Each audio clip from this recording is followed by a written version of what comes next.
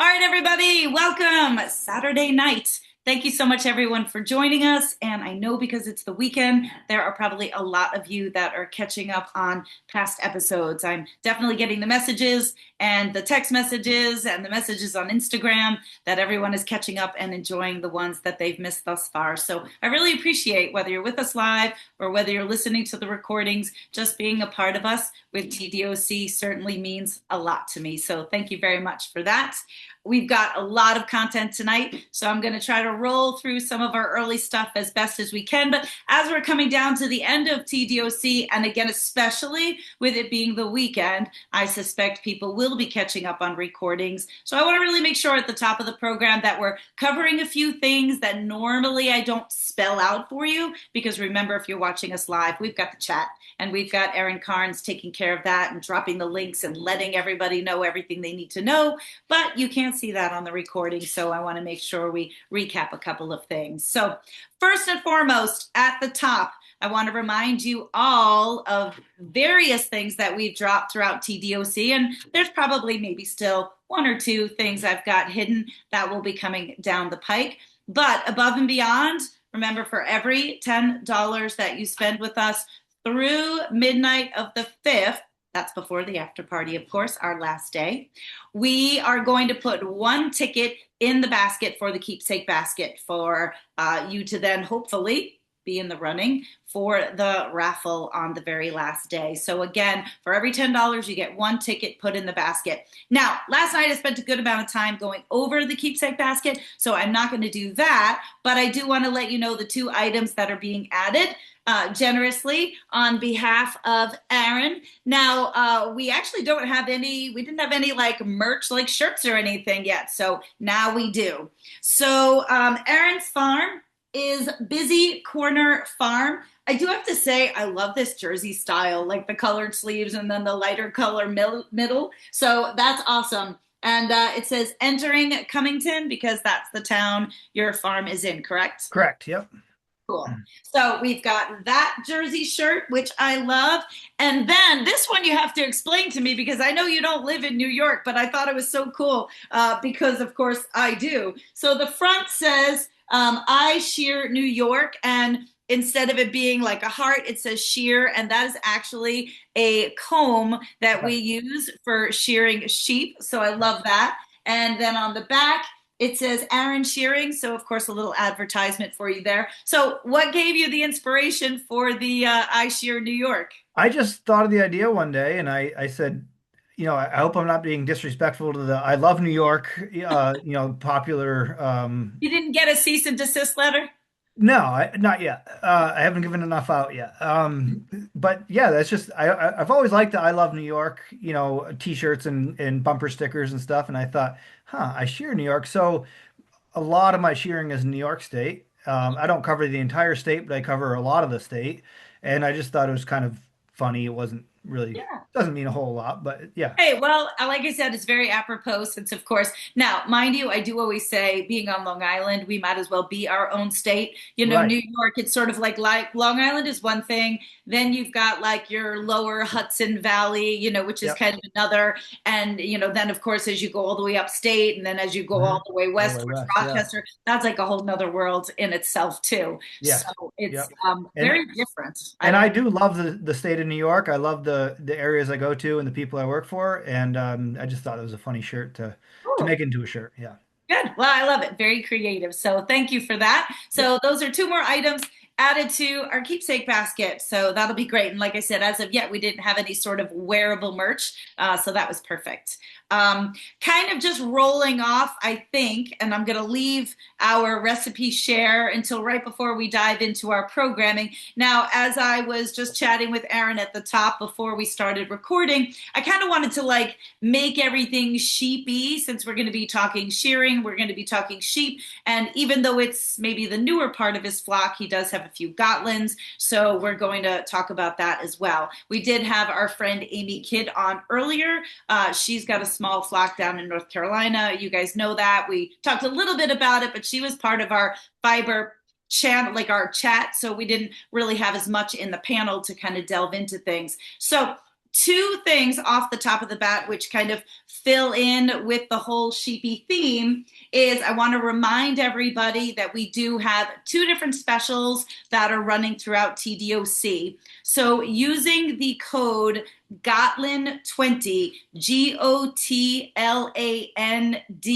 20, that's going to get you 20% off both the Gotland socks that are in tall and in short in various sizes, and then also the Gotland gloves, both ladies and men's. So if you remember, Amy, so I shear the fleece going into these. Amy, of course, has them produced, but at this point in time, she's moved on to the blankets, which we saw the other night. So I have the remainder of her stock in both the gloves and the socks, and probably less than 20 of each. So please use that code as my way of saying thank you for joining us. It's still a great time of year to use them, and never too late to, of course, still gift things to people if you still have a gift list like I do. So in addition to that, don't forget, from the top of TDOC, I also told you guys we were giving you 50% off our lanolin skincare. So of course, talking all things sheep, a lanolin-based skincare line fits right into it. And I just wanted to remind you all, I will say I don't feel like as many people utilized it. Now, remember, you can't use the two codes at the same time, but fear not. Nothing has been shipped out because Jill's been on vacation. So everybody who is asking for things to be combined, they will absolutely be combined. And any shipping, of course, that needs to be credited to you will. So we'll combine all orders as needed. So you can use the codes as many times as you like. They just can't be used at the same time. So remember, for 50% off our skincare, that is TDOC 2550. So TDOC, the year 25, which we are in 26, and then 50 for 50% off. And then don't forget, not only do we have the pure lanolin, not only do we have our soaps, of course, we've got the salves. You guys know I'm always putting that on right before we get started. We've got our body butter. And then also don't forget that we have our bath bombs. Now, even though the steamers are also 50% off, they literally don't have lanolin in them. They just fit in the product line. That would probably be a lawsuit waiting to happen if there was lanolin in steamers, which you are utilizing while you're standing up in your shower. But instead, I just wanted to remind you guys that our bath bombs, seriously, they are so aromatic, and then the lanolin is in it. You can feel it in your bath water when you drop that in. So remember that those are there as well. And if anybody wants those enhanced with CBD oil, we do have our own, not personally, but Long Island grown CBD oil that we can also add to that as well. So that's a little bit about stuff that you guys should have already known about. I want a quick run through some sheepy products that I can just kind of flash across the screen for you guys so that you can keep things in mind. It's just, these are some more fun things more than anything else, but don't laugh. These are super popular, and I don't care whether it's for a baby because they just like to hold it. Some people will actually use them as pen toppers, which is what they are for. On the other hand, some of our knitters will use them to hold your needles. You can get, smaller gauge needles into there. I guess you could put them on the edge of your needles, but it would probably make your knitting a little heavy. So we have our sheep pen toppers, and then at the same point we have our sheep finger puppets. We have this style, and then we also have this style, and they come in like 5 different colors, and you can pick that. So if you're just looking for some fun things, along with your Llama Do candy dispenser. It's a joke, Aaron. We actually are selling these, but you put candy in it and you push the Yep. llama's butt, and then of course the candy comes out its butt. So everyone's been laughing at me, but you know what? For $3.75, they are in people's carts. So do not laugh. All right. Like a Pez dispenser. Yeah, well, that's what I said. I said at least it's a little more practical than, like a tracheotomy of like, your favorite Disney character vomiting Pez out its mouth or its throat. All right, I'm going to show this color because I feel like it's more appropriate for the sheep we'll be talking about today. But remember, we also have our little felt ball sheep. They do nothing other than just sit on your desk, and they're absolutely cute. So whether you want the gray color, also I think the rainbow color is really pretty fun. And then of course we've got white, and then we've got the black sheep of the family. So those are fun. Clover would be very upset if I did not show her merch. So this is our only sheep merch to date. So this is Clover when she was a baby. And then, of course, on the back, my favorite part, her floofy butt with her name on it. So we do have our Clover tote bags. Of course, we do have our Lamazon tote bags as well, but we're just showing everything sheepy. And then last but not least, we have our signature candles. We actually have one for 3 seasons. I still have to work on a summer one. And each of them have a sheep theme. We started with our winter candle, which is fleece and snow. And that has real strong sense of vanilla tones if you are a vanilla person. If you're not, then we have our fall scent, which who cares? It's still a great candle. It's our farm and yarn. And then we also just added on our new spring candle. So if you want to really start to think a little bit more of flowers and floral notes and wishing spring is here, we have Mary's lamb. Of course, that's a little play on Mary had a little lamb because the lambs are all born in spring. So those are our sheepy things that I wanted to point out to you. I feel like I'm taking too much time, but I'm trying to go as fast as I can. Now, I do want to remind you guys, of course, of some yarn stuff. I am going to not take the time to talk about the patterns necessarily in detail behind me. Erin, of course, can drop those into the chat. Many of them you have seen before, but I purposely kept the shoreline shawl on because in particular, the Gotland yarns that we dropped the other night, especially in the solid color versus the collab, which has the speckles. There's only one left of this. But I just thought also to give you guys some inspiration, the shoreline shawl would be absolutely beautiful in the really, really beautiful deep gray Gotland. Now that lovely popover is also done in a Gotland yarn, but that's a sport weight. So we do still have that in the store as well. But just giving you guys some inspiration for these new yarns that we loaded up. And then also, I mentioned to you guys the other day, with regards to the art yarns that we did out of the really beautiful Gotland fleece of violet. Remember I mentioned to you that any pattern you had, if it had eyelets, you could just weave it in. So this is the Springs cowl. I put it on tonight, and you can see there's kind of like a diamond shape that runs all the way around. So not for the sake of undoing one of the skeins, which I would much rather you guys have, this is a perfect pattern in which you can just use a darning needle and you can weave the art yarn in and out of the pattern just to add a little bit of an accent to it. So just to give you guys some inspiration. Now, this isn't bulky. I don't currently have bulky in the store, but if anybody does pick up a skein of art yarn, any kind of art yarn, and you'd like the pattern, we'd be more than happy to drop it in. You can easily adjust this to any other weight yarn just by using the pattern, changing your needle size. I'm sure many of you are creative enough and capable enough to be able to do that. And as I was putting it on tonight, remembering how much I loved it, I definitely want to be able to adjust it in a different weight yarn as well.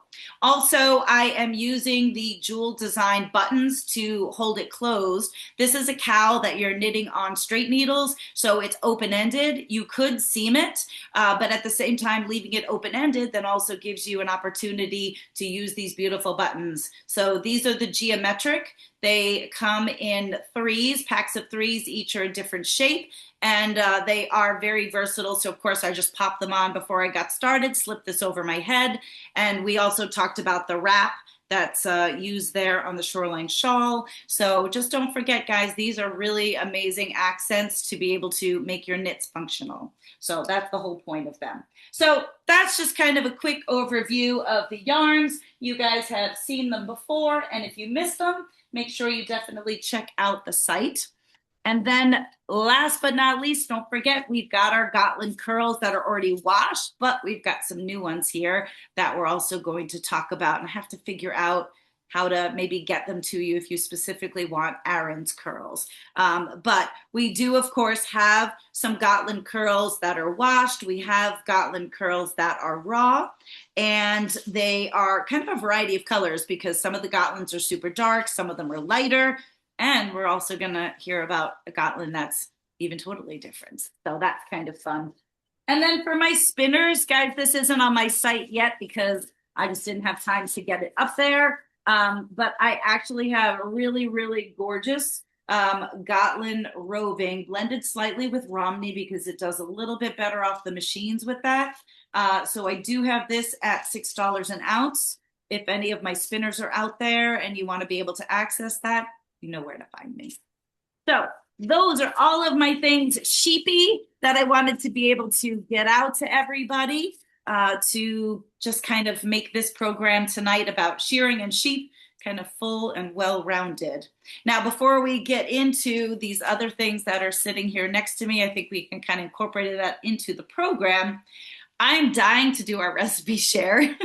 So bear with me, Aaron, for one more thing. So, Aaron, are you a pumpkin guy or not a pumpkin guy? Oh yeah. Yeah, I Okay. like pumpkin. All right, Yeah. cool. Well, that's kind of a joke we have around here because my office manager is like so, well, she's really so not anything, but she is so not pumpkin or like Uh, PSL, pumpkin spice latte. yeah. So we always kind of make jokes about I love it, and I'll threaten to like get I'll threaten to like air fresheners they'll have in like they have pumpkin spice everything right when this Right. season. Yeah. So I'll threaten her with any of that kind of stuff, and she'll be like, "I'll quit." So everybody else has kind of joined in over the years between like candy corn and pumpkin spice and all of that. She hates all of it. So I was saying a lot of my recipes right now have been holiday themed, and a lot of it does tend to be pumpkin. So I'm going to try for my pumpkin haters out there to come up with some other recipes for the next 2 nights, but these have just been too good. Um, the other thing is, sorry if you're looking for like complete sugary, unhealthy recipes. I do try to eat healthy, but I have to tell you, you guys need to try some of these if you like pumpkin because it's also going to help you to get your protein and you should be getting your protein in. So, this is a no bake cheesecake. I will admit I made it last minute because it's super simple. I threw it in the freezer to try to set it faster. It probably just needs to set in the fridge overnight, but it's using a combination of cottage cheese, of course. It's using Greek yogurt plain. It's using the pumpkin puree. You're putting in 1 scoop of protein powder, which also helps to bump up that protein in addition to the Greek yogurt and the cottage cheese. The part I've never used is it uses Jello pudding, like no Jello cheesecake. I didn't even know there was a Jello cheesecake. I'm not a big baker, so you put a tablespoon of that in there. There's a tablespoon of maple syrup, but I used the sugar-free maple syrup that I bought for the other recipe. Interestingly enough, it called for chia seeds. Maybe that's just to help sort of like solidify it because those little chia seeds suck up moisture and kind of turn into a little bit like boba tea, it makes me feel like. And then, of course, you can put pumpkin spice in to taste. I chose to not add the graham crackers or the whipped cream. I don't need that. So, as I told Erin, it was good off the spatula. It makes 2 servings. I used smaller carafes, so mine actually came out into 3 servings. So it's definitely more of like a pudding consistency at this point, I will admit. But I left 2 in the fridge, and I'm going to leave them in the fridge overnight. So I will post on my stories if they firm up a bit more. But in terms of like a pudding slash cheesecake that melted, it really does taste amazing. So I do have to say, if you like pumpkin, this literally took me 10 minutes to put together, and it just needs to set a bit longer. So you can see it's like thick right now, just definitely not cheesecake consistency, but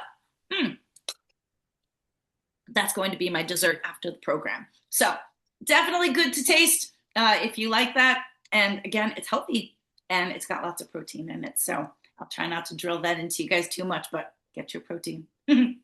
How did the pecan taste? So Beth and G, yeah, I admitted actually that I did not make that. We posted the recipe.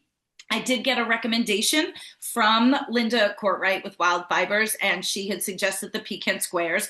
There's really not a whole lot of time in my day. I'm not a huge baker. I did buy all the ingredients, and I will make an attempt at some point to make it. But I'm going to definitely introduce 2 new recipes or 3 for the last 3 days that we have. And I will try to go back and make them. If nothing else, I will definitely make them afterwards when this is not consuming my entire day for 12 days. But I was honest the other night and said that I did not make it. So, and we are going to make an effort to get all these recipes to you. Some people have asked about that. So we'll probably come up with some sort of compilation, maybe put it in a newsletter. So make sure you guys have subscribed to our email newsletter list. So with that, I am done. That was super fast, not too bad. 7:26, and I want to be able to dive into our program. I told Aaron we've got a little bit that we do off the top of the program, so thank you so much for your patience. Now, as always, guys, the guests that I have on TDOC, for the most part, are usually people I know, but I would say like loosely know. So, of course, as a fellow shearer, Aaron and I have crossed paths, not really while we're on the road necessarily, but just in terms of both of what we do. I don't know if we have any, well, I guess actually we have a similar client in Frankie from Liberty Farms, if you are Oh, yeah. still shearing the hair sheep. But I have a couple of other shearers that we have the same clients because maybe they use somebody else for their sheep or they use somebody else for their alpaca, and I come in to do the llama, or if they have multiple llamas. So I guess I actually, do you still do the sheep over at the farm at the Forest Park, the zoo? Forest Park Zoo, yeah, in Yeah. Springfield, Mass. I didn't realize you went there. Yeah, no, I knew, you know Oh, what, I knew okay. that a while ago, actually, that you do the sheep, and actually, I don't ever even see the sheep, so I don't even know. Are they baby dolls? They've got a mix. There are definitely some baby dolls, maybe some crossbreds, but they've become a great resource because, like, I had somebody that had a couple pets. One passed away. They were looking for a home for the second one, and I referred them to Forest Park Zoo, and that sheep ended up down there. So there's somebody that I can, refer these pet flocks to if they're trying to rehome some pets. So yeah. Which is Um, nice to know that they're not necessarily looking for anything, specific. No, as long as they're healthy and Yeah. need a place to go, and yeah, so because you get asked that a lot with pet flocks, like, oh, I can't have them anymore, but where do I send them? So they become a resource for that. Yeah, Well, that's good. And really, I mean, sometimes I guess for me, my not entire client list, but I can very often. I mean, those are things to talk about, as far as, I mean, I have animals that I follow as they move or go to different homes, or I have animals that yep, stay with homes that have been sold. And right. And the new owners, right. So, I yeah, mean, it's yeah, crazy. It's crazy. yep. But let me give you the floor to just start off with a basic introduction. If somebody was like, who are you? And, what do you like to tell people about you? So why don't you go ahead and introduce yourself? So my name is Aaron Liu. My family's been raising sheep in Western Massachusetts for my whole life, 41 years or so. And I got into the shearing profession as a teenager, and I've kind of stuck with it, and it's my full-time gig. We do still raise sheep at the home farm, but shearing is my sole occupation as far as income goes. And yeah, so I love what I do, and I'm happy to be part of the program here. So, I mean, again, there's a million. I already told you to, like, you interrupt me, I'm going to interrupt you. Like, that's kind of how it goes. I would say for me, let's start by talking about the farm in terms Yep, of, because I'm even just curious. I mean, I got a little bit of information from you, but, yep, the sheep that your family raised, have the breed stayed the same? Like, how has that changed? What was their focus when they started it? Did you do yep, 4-H? Because so often kids that are raised in farming maybe don't necessarily continue in farming. So I'd be curious to know, you're at right. your brother's house, like, did he stay in farming? How did that all go down? Yeah, so I think a lot of shearers in the Northeast kind of came from a similar background where they grew up raising sheep. And so I'm no exception there. So my parents bought an old farm that used to be a dairy farm. Back in the 1983, they bought the farm. And they had no intention of farming. They were just looking for a house to buy. And so they ended up with this old farm, and someone in town recommended to my dad that he said, "Oh, why don't you get your daughter into 4-H and get her a sheep?" And so he met Cliff there, which was he was the 4-H leader at the time, and his family had probably the biggest sheep farm in the area at the time. And so my dad, started talking with him and got my sister into 4-H. And so my sister's 10 years older than me. So the first sheep came to the farm in 1985. I was born in November of 84. So basically my whole life. And my older siblings, so I'm one of four. My two oldest siblings didn't really get into the sheep that much, but my dad really liked it. So it kind of became like the family thing. And so my brother that's closest in age to me, Nathan, him and I, it's all we've ever known. We really like raising sheep and having sheep, and so we've kind of kept the family tradition alive. So you both, so the two of you do, but two Yeah. separate flocks? No, I mean, it's our sheep, not my sheep and your sheep. It's like, Okay. so, we might be more interested in one breed than the other, and things like that. But no, it's always been we care for them together. We do, we do everything. And so it's sort of kept our friendship going, and he's always been my best friend. And so Who yeah, gets so the harder end of the stick? Who do the sheep live with? So the sheep are still at my parents' farm. We both bought houses in town. Okay. We both live close by. He lives a lot closer to the farm than I do, but we both live close by. He gets the harder end of the stick because of my shearing schedule.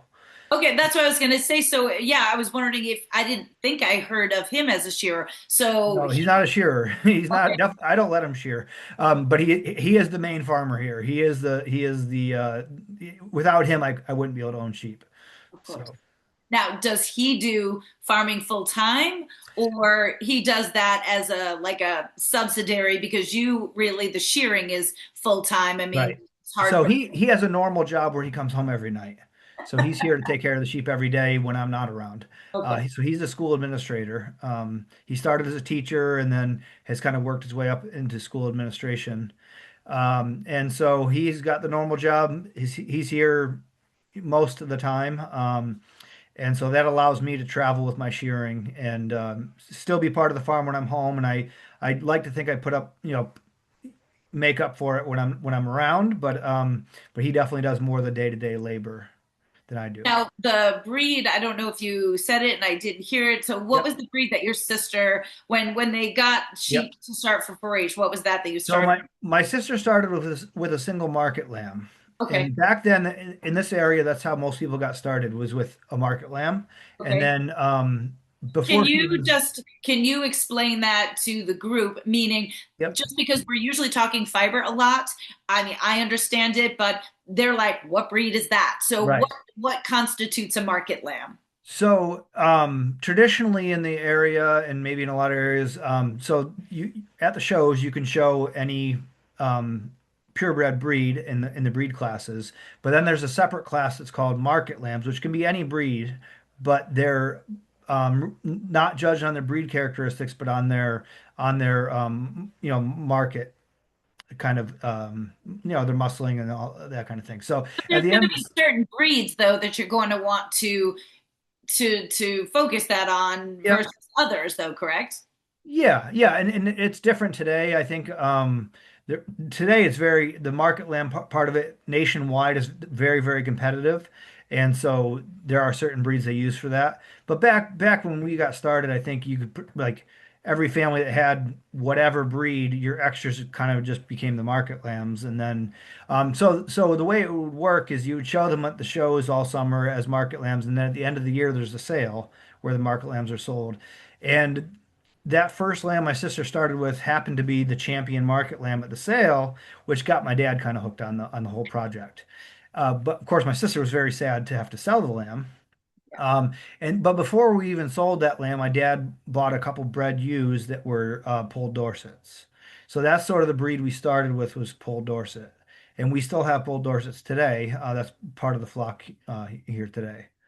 Now, this isn't probably how it was done back then, but this is only a little bit that I know that I'd Yep, love for the group to hear about with regards to the market lambs. Now, you were saying how the industry right now is super competitive. So I yeah, have a family that is big in the llama industry because they have a lot of resources and sure. they also have their kids involved in showing market lambs. And they will talk about the amount of exercise and the Hmm. regiment and the treadmills and the things that they do to build up these market lambs to be Yep. competitive. So, I mean, I'm thinking it wasn't that way back then, but are you familiar with that at all? To just Oh yeah. be Yeah, able very to, familiar. so just because I think it's fascinating to just share that with this group that would have no idea about that. Right. So yeah, and I mean genetically it's all changed too because now there's a lot of AI and embryo work when it comes That's to AI as in artificial insemination, artificial not insemination. Yeah. AI in like making up fake shit.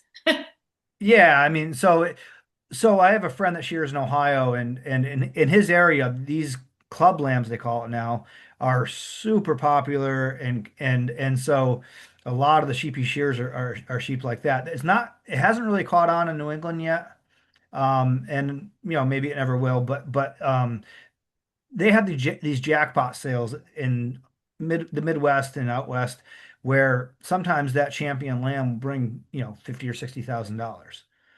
And so back then, the lamb my sister won with might have brought a few hundred, but it wouldn't have been what it is today. Yeah, As these far as people live in the Midwest or, in the mid states. I yeah, can't remember the, state exactly, but yeah, yeah, definitely not from the Northeast and where they're right. talking about it being so So huge. usually in this area, it was a kid would start with a market lamb if they like the project, they continue and get a breed that shows in more of the purebred show. And so we did start from a showing background and going to the fairs, the 4-H fairs. Um, I think there was some summers we would hit between 15 and 17 fairs in the summer. So my whole childhood, which my older siblings didn't really like, but was preparing sheep for the show and then going to the shows on the weekends. And it was just a big part of the family that I really liked and my brother Nathan really liked, but the older two siblings never really got into.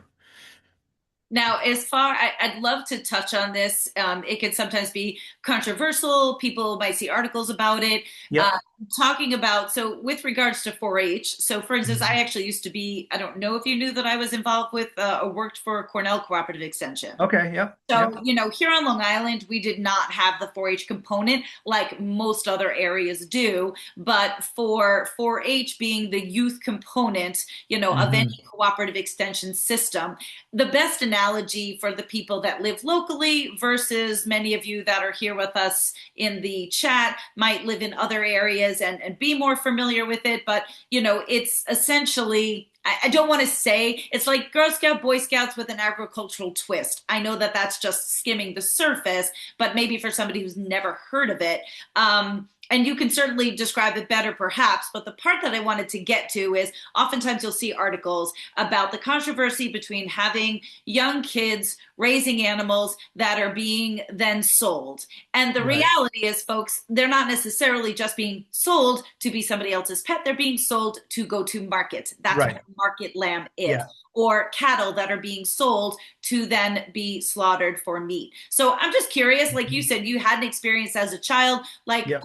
what was your view on it? Maybe, and was your sister's view different? And that's why she didn't stay with it? Right. Like, Yeah. comment on Yeah, that. it's definitely not for everyone. And I remember those sales and some of the kids that were, crying that their land was being sold. And so it's definitely not for everyone, but it does teach, valuable life lessons, even for the kids that don't stick with agriculture or stay in the business. But it also produces a lot of veterinarians and sheep shearers and so it has its place.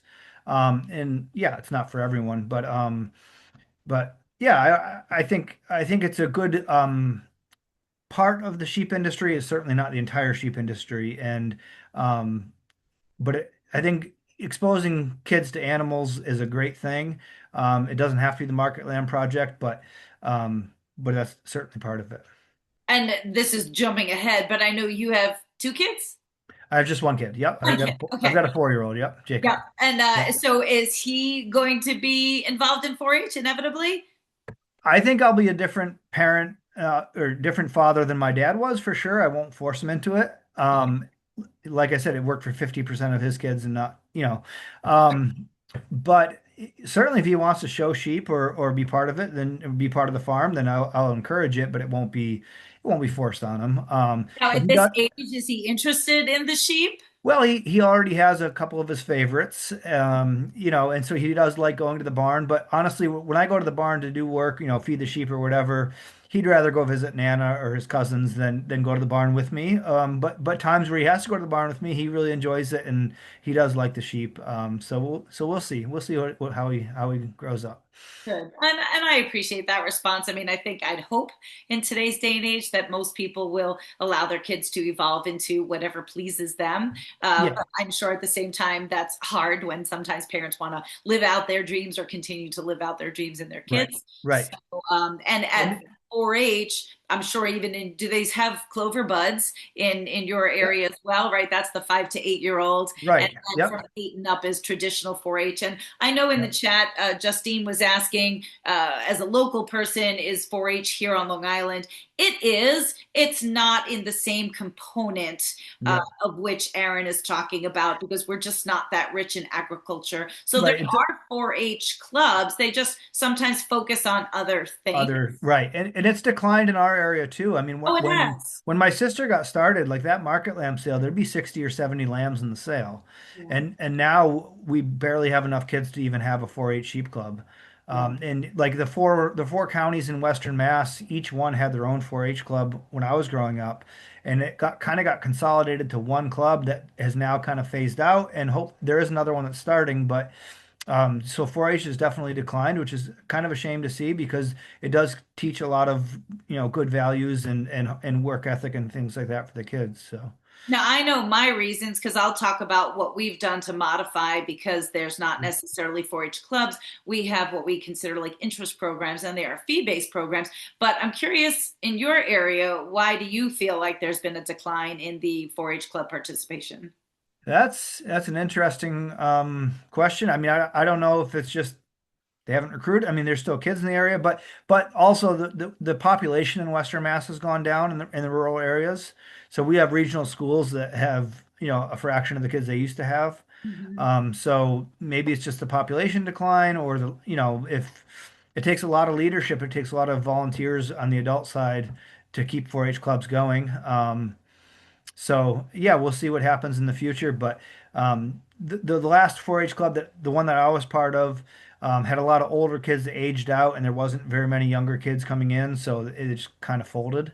But yeah, hopefully it continues and at least a little bit going forward. I was smiling because somebody, my friend Julie, Yeah, was putting in the chat the 4-H pledge. yeah, So I love that.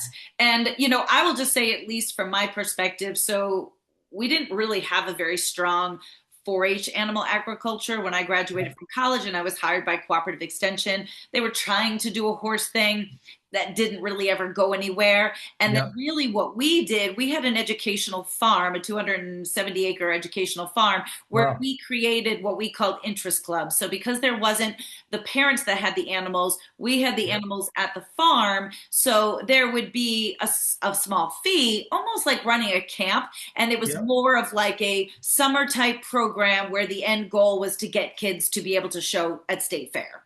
yep, So, it kind of at least provided a means to the end and an experience. And actually, so once I got involved with llamas, I started an interest club for llamas where the kids were doing, it was like a 10 week over the summer, and then we yep. would show at state fair.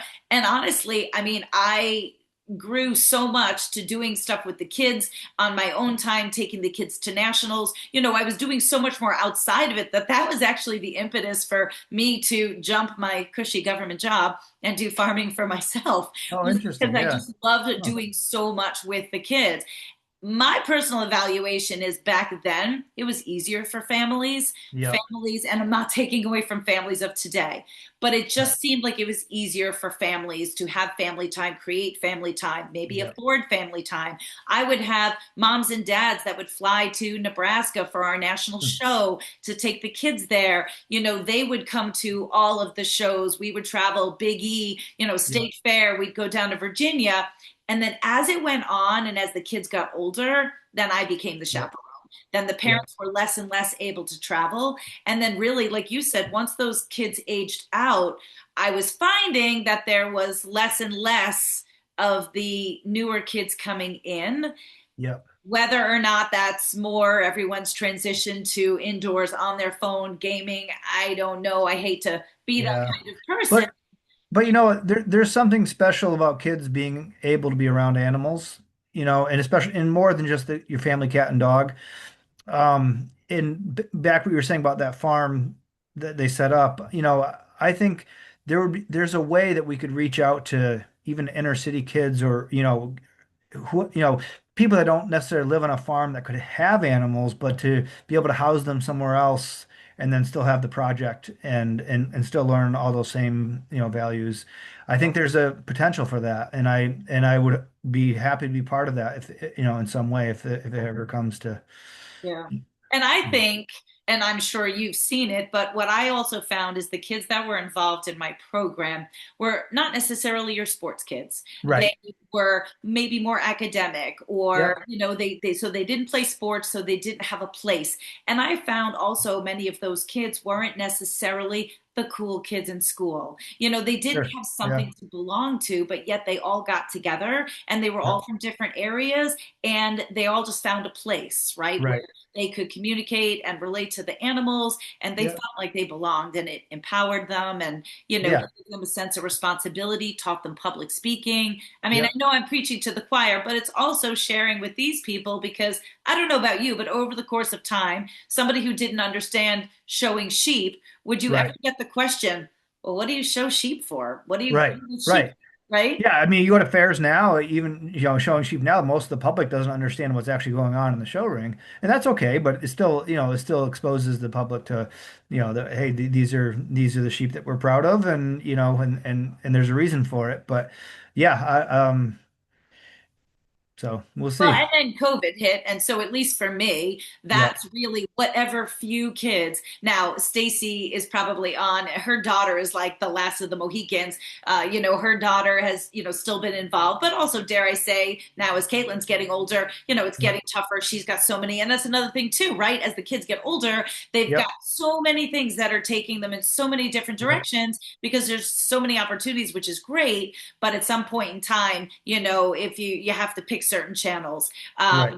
But yeah, I mean, then once COVID hit, that just kind of sort of put a hole in everything. And honestly, I found it difficult to have the year-long commitment for me Right. to be around consistently enough to Yeah. have club meetings, things like Yeah. that. And So and and growing up and the other kids that showed, you could always tell the kids that would basically show up and do the show and their parents did everything at home versus the kids that were into it and working every day in the farm and actually doing the raising of the sheep, not just their parents doing it. yeah. And so not every kid gets super involved, but at least they there's lessons to learn, whichever commitment level they have. Yeah, and you know what? For our area too, it was more about people that were not able to Yeah. house their own animals. So Right. they would like lease a llama or you could lease Yep. an animal. So yeah, you're still not going to have the same level of responsibility and understanding, but you try to recreate that, you try to get them involved as much as, we can. Yep. So Yep.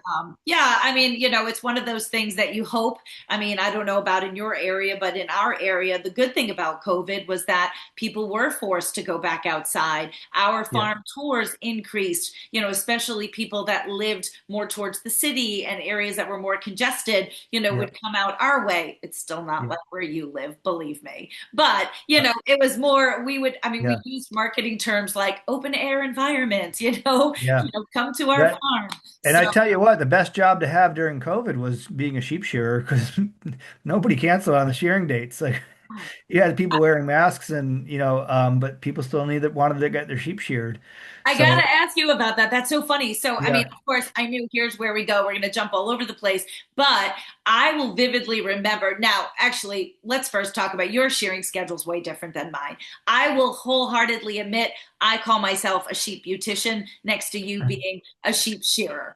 And I'm Okay. okay with Are that. you saying my sheep are ugly after they're shorn? No, I'm no, just, but just well, joking. I'm well, just one, I will say, I definitely have a bizarre level of like, perfection in which I want, my sheep to look a certain way. sure. Yeah. Yeah. Because but again, is that really a priority? No, that's just my brain and the way it works. But I'm saying like, I don't do production shearing. Yeah. If I'm shearing 30 sheep at one farm, that's a lot. I am Yep. good Thank you very much. And most of Yep. my flocks are much smaller, and I'm not shearing year round. So I'm curious if you are, because I know certain breeds and Yep. certain markets. So talk about your schedule and when you Yeah, shear, I mean, where you go. I graduated from college in 2007. Where did you go?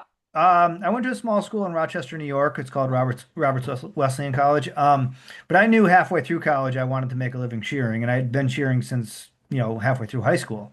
Wait, who was shearing your sheep when you guys started in 4-H? Did your dad learn shearing or did you have someone else When come in? when the flock was small enough, like we would do our own, and then my dad started hiring other shearers, and a couple of which actually kind of ended up being mentors for me as I got started shearing. And then I mean, I started shearing my family sheep when I was probably 10 or 11 years old. Um, and then, we stopped hiring other shearers. But yeah, so um, it was something that my dad didn't want to learn on a large scale. So when we got up to like say 30 sheep, he didn't want to do the shearing anymore. So we started hiring people. But yeah, so that's kind of I was exposed to it at a very young age with other professional shearers coming to the farm. And then I started my career around 17 when I was in uh, a junior in high school, and I went to the Cornell Shearing School where I met you years later. Oh my gosh, I You almost remember actually, that? I'm not even sure if I do. I'm so Oh sorry. my God, that's how I remember you. Oh no. Yeah, so I had after college I went to New Zealand and sheared, and I came back to the Cornell School, and I remember you there from like probably 2010, 2011, 2012. Yeah, I Like mean, that. that's where I went. I mean, Yeah. I once I started working for cooperative extension, I mean, I tell everyone, most people should know my story. I had to shear a sheep in college. So I went to an Okay. agricultural school. It was called Yep. Delaware Valley College. Oh yeah, yeah, Del Valle. Yeah, yeah. Yeah.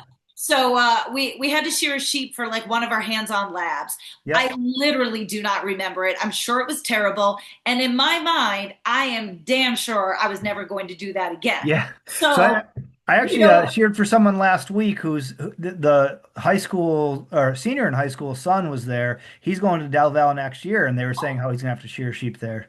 So they yeah, still do that. That's yeah, cool. yeah, Yeah, I mean, you know what? The thing about that, it was great, right? It's a small school, everything yeah, is hands on. So, they make you experience all these things because, again, lo and behold, once I graduated and then was hired at Cooperative Extension, we had people coming in to shear the sheep. And I'm all of, actually, Melissa Higgins. yeah, yeah. Yeah. So way back when, which she's really about the same age as me. So she just had a head up on She shearing. she started So earlier. Yeah. yeah, so she came in one year and then she was like helping me and showing me. And I was just talking to her at the Fiber Festival at the Big E. And Yeah, we were yeah. laughing about that because, didn't know anything from Adam and she was laughing. She was like, you brought me in to like teach you. And, I guess she was like just kind of getting started at that time. So yeah, I mean, for me, I went up to the school because at that Yep, point in time, you're all of 20 something, and I'm like, I'm going to save the organization money and I'm going to shear the sheep so they don't have to pay somebody. But yep. I was deathly afraid But because, I think by the time I remember you being there, I think you were pretty experienced in your shearing, and you were. I I mean, I mean, was better. well, You you were there to figure, learn a little more from Doug or whatever, but yeah. you were already pretty good. Well, you figure that was, That I was mean, like I started for cooperative extension in 95, and I okay. probably went to the school in 96. And then But then you came back years later because I Oh, I remember. used to go Yeah. every Oh, year. every year. Yeah, Okay. I would Yeah. go every year just because then it also became like in the beginning it was teaching, right? Yeah. Yeah.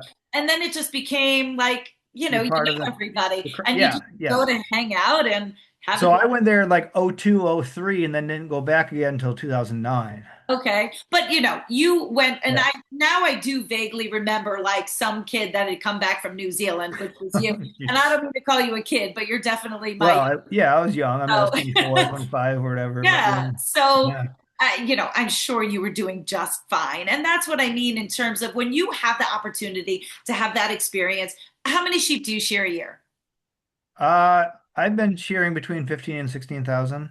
Yeah. There you go. I'm like, But I'm in the hundreds, right? Like that's the kind of yeah. production shearing that I'm talking about, folks. And I make no mistake. Like there's a difference. Now, at the same time, I will trump him shearing a llama any day, but Well, we yeah, I wouldn't both even give it, I wouldn't even try. No, I don't shear any other species. I only shear sheep. So don't even do a goat. I over the years I've maybe done 10 or 12 goats a year. And I Okay. think this year was or in 2025 was the first year I didn't shear any goats at all. And I was like, oh, that was nice. I know nobody likes shearing goats. No, I and don't even like I did shearing for a my own few goat. friends and people that had just a couple or whatever, but I've even stopped taking on any goat jobs. So yeah. So, I mean, again, 15, 16,000 is incredible. So, talk to Yeah. people about the season. Like, do you shear year round? Do you have months off? Where do you go that you're shearing that many sheep? Like, what type of farms? Because it's totally different from Yeah. what they're used to hearing with regards to myself. Yeah, so the biggest farms I shear are all in New York State, and that's why I was saying I shear New York, that T-shirt. So going to school in Rochester, New York, there's a lot of sheep in that area, and so I started college in '03. I think that spring of '04, I started picking up jobs out in that area, and then I met, networking, met several people that um, my business kind of grew a lot faster in New York than it did back home because here in Massachusetts or the surrounding New England states, we don't have the size flocks that they have in New York. So I've always done quite a bit out there. And yeah, it's just now that I have a family and a 4-year-old, I'm trying to actually cut down a little bit on shearing that far from Well, what home. are the size? So the farms, if you're saying the bigger farms that you're sharing are in Yeah, New York, which I know a lot of people will go west because there's right, huge right. farms west. Yep. So what are the large farms that you are shearing, like numbers, and what are they raising them for? I mean, in the sheep industry right now, the primary market is for lambs. So, a lot For of the meat. flocks, what's that? For meat. Yeah. Yeah. Yes. Okay. I just That, want to that's clarify. what's driving the sheep industry. I mean, we have our kind of hobby flocks and smaller flocks that are doing it more for wool, but the primary product is lamb. So, all the bigger farms I shear at, I mean, even though you're charging a lower rate, a lot of times the wool doesn't even pay for the shearing, in today's market. Unless you have, a specialty kind of sheep or whatever. But yeah, so yeah, I'd say the biggest farms I shear at, yeah, are selling lamb. A lot of it probably ends up in New York City. What are the Or numbers? I mean, it's just basically out in New York and a lot of the areas I'm in. Like, what's your biggest farm? Like, do they have 200? Are we talking 300? There's one farm that's in the several thousands, but I'm not the only shearer there, so it's just one. And Um, how long? Okay, so yeah, so something like that, they'll bring in a couple of people. right, bring in Do, a crew of us, yeah, to do they get it still done get it quicker. done in a day? No, no. Okay, Um, there's one farm that there's four of us shearing together, and we'll be there for 3 days at a time. okay. And But so by yourself, I guess what I'm trying to also set up for them is to understand it'll be so here would be a good analogy. Talk to me about what it looks like. Well, first, what month to what month do you shear? Do you ever have a year off? so Because I'm for me, I'm willing I'm willing to shear year round, but the demand is a lot lower in like December, January. So this is my slow time right now, and I have maybe a handful of flocks scheduled for January, but it won't even amount to entire full days. but your season will start earlier than mine, for instance, because Yeah, you have farms that are lambing. you're right. They're Right. production farms. They want them shorn for sure before they lamb. So when do Yeah. you start? So I consider the very start of my season being like February 1st. Okay. And I do have some flocks in January, but it doesn't add up to that much. So I can stay busy from February 1st to July 1st. That's what I call my spring season, which is Okay. obviously longer than just spring, but Yeah. that's kind of my busiest time is February 1st to July 1st. And then over the summer, I have a good week in July that I can do up in the Watertown, New York area. Stay busy for a whole week. Now, is And that, then wait, I'm curious for myself. Is that because those sheep just weren't done yet? Are those sheep that need to be done again? Like, why um, are you still shearing a bigger farm in July? yeah, so that trip I do in July, it's a couple actually Amish and Mennonite farms that they've just always sheared in the summer, and it works for them, and it fits my schedule, so we do it then, and then it doesn't really pick up again until the fall, and October and November are very busy. So August, September, you're kind of off, or Kind of, but then I started doing the shearing demonstrations at the Big E in September, and that's 17 days. So yeah. that takes up a lot of September. September used to be a very slow month, and now because of those 17 days, it's pretty busy month. All right. Um, yeah, And then so you said October, November for your fall shearing. yeah, so all your second time shearing, so sheep that get shorn twice a year, and then some of those breeding flocks that are shearing before a winter lambing.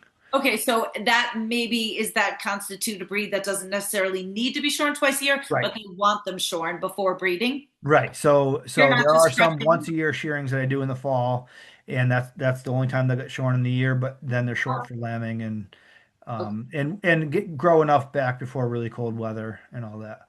So they're getting shorn for the first time in in October, November, December. Yep. So Yeah, then yep. There's what a few of happens those. to them come July, August? Well, they've got a little protection back before the sun. Yeah, they're going to be in the barn after they're shorn. Okay.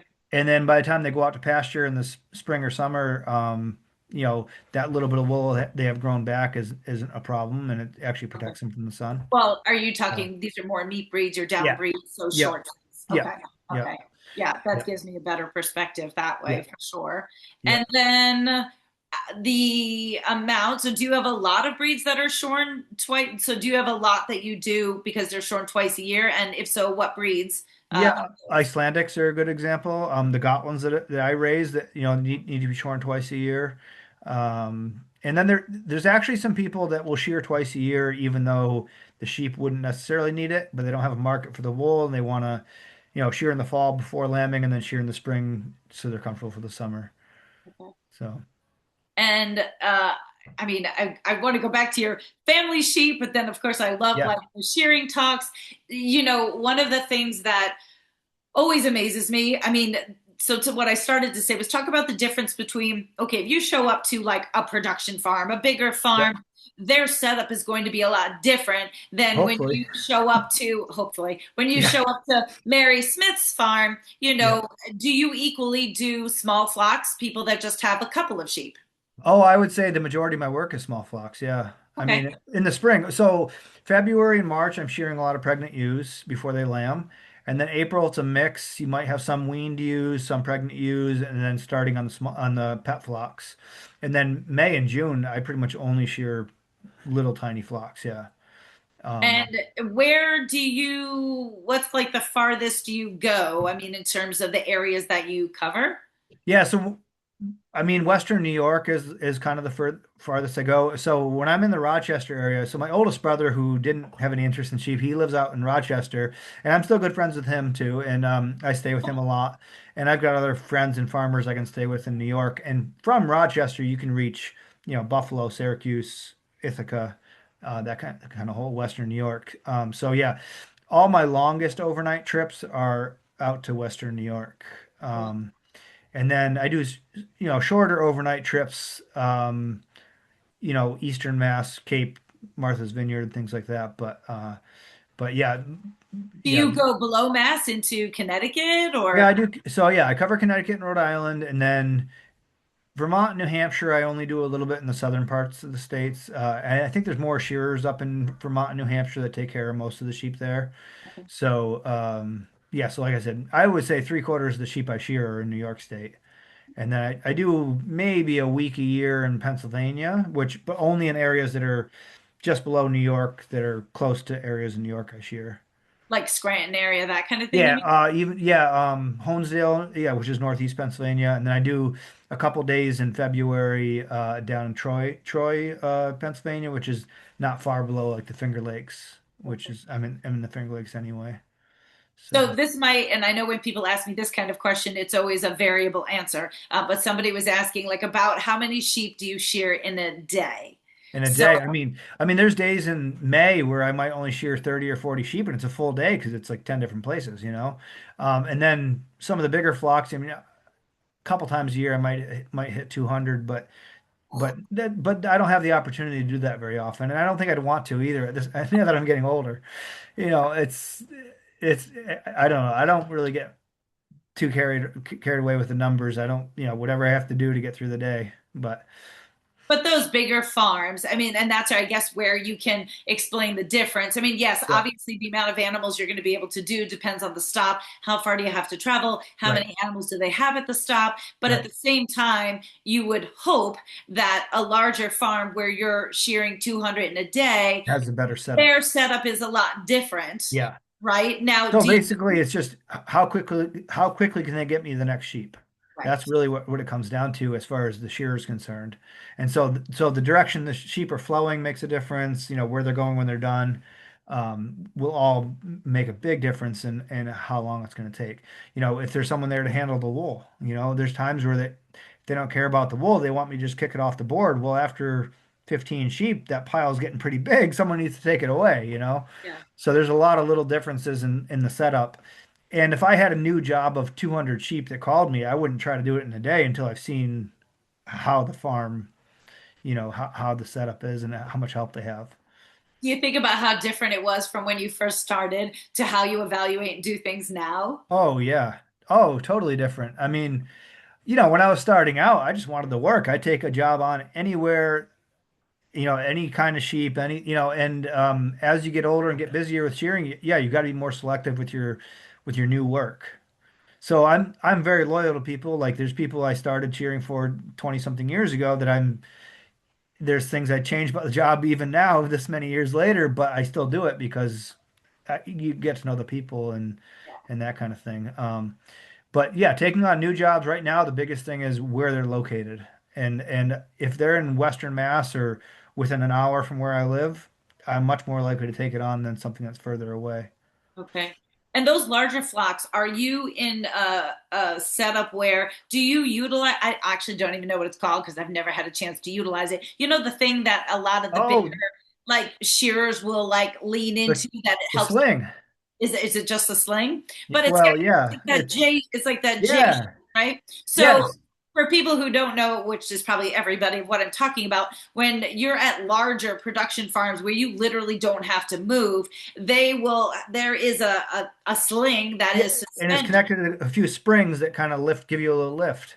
Yeah, so you're kind of like, where you're leaning over, it's supporting you, and Yep. essentially, I guess, is it helpful to take the pressure off of your. So when I first saw one, I said, "Man, that's a good idea," and I've seen other shearers use them, and I sheared with an older guy that sheared well into his 70s. That you maybe remember him, Tom Horton. Do you remember that name?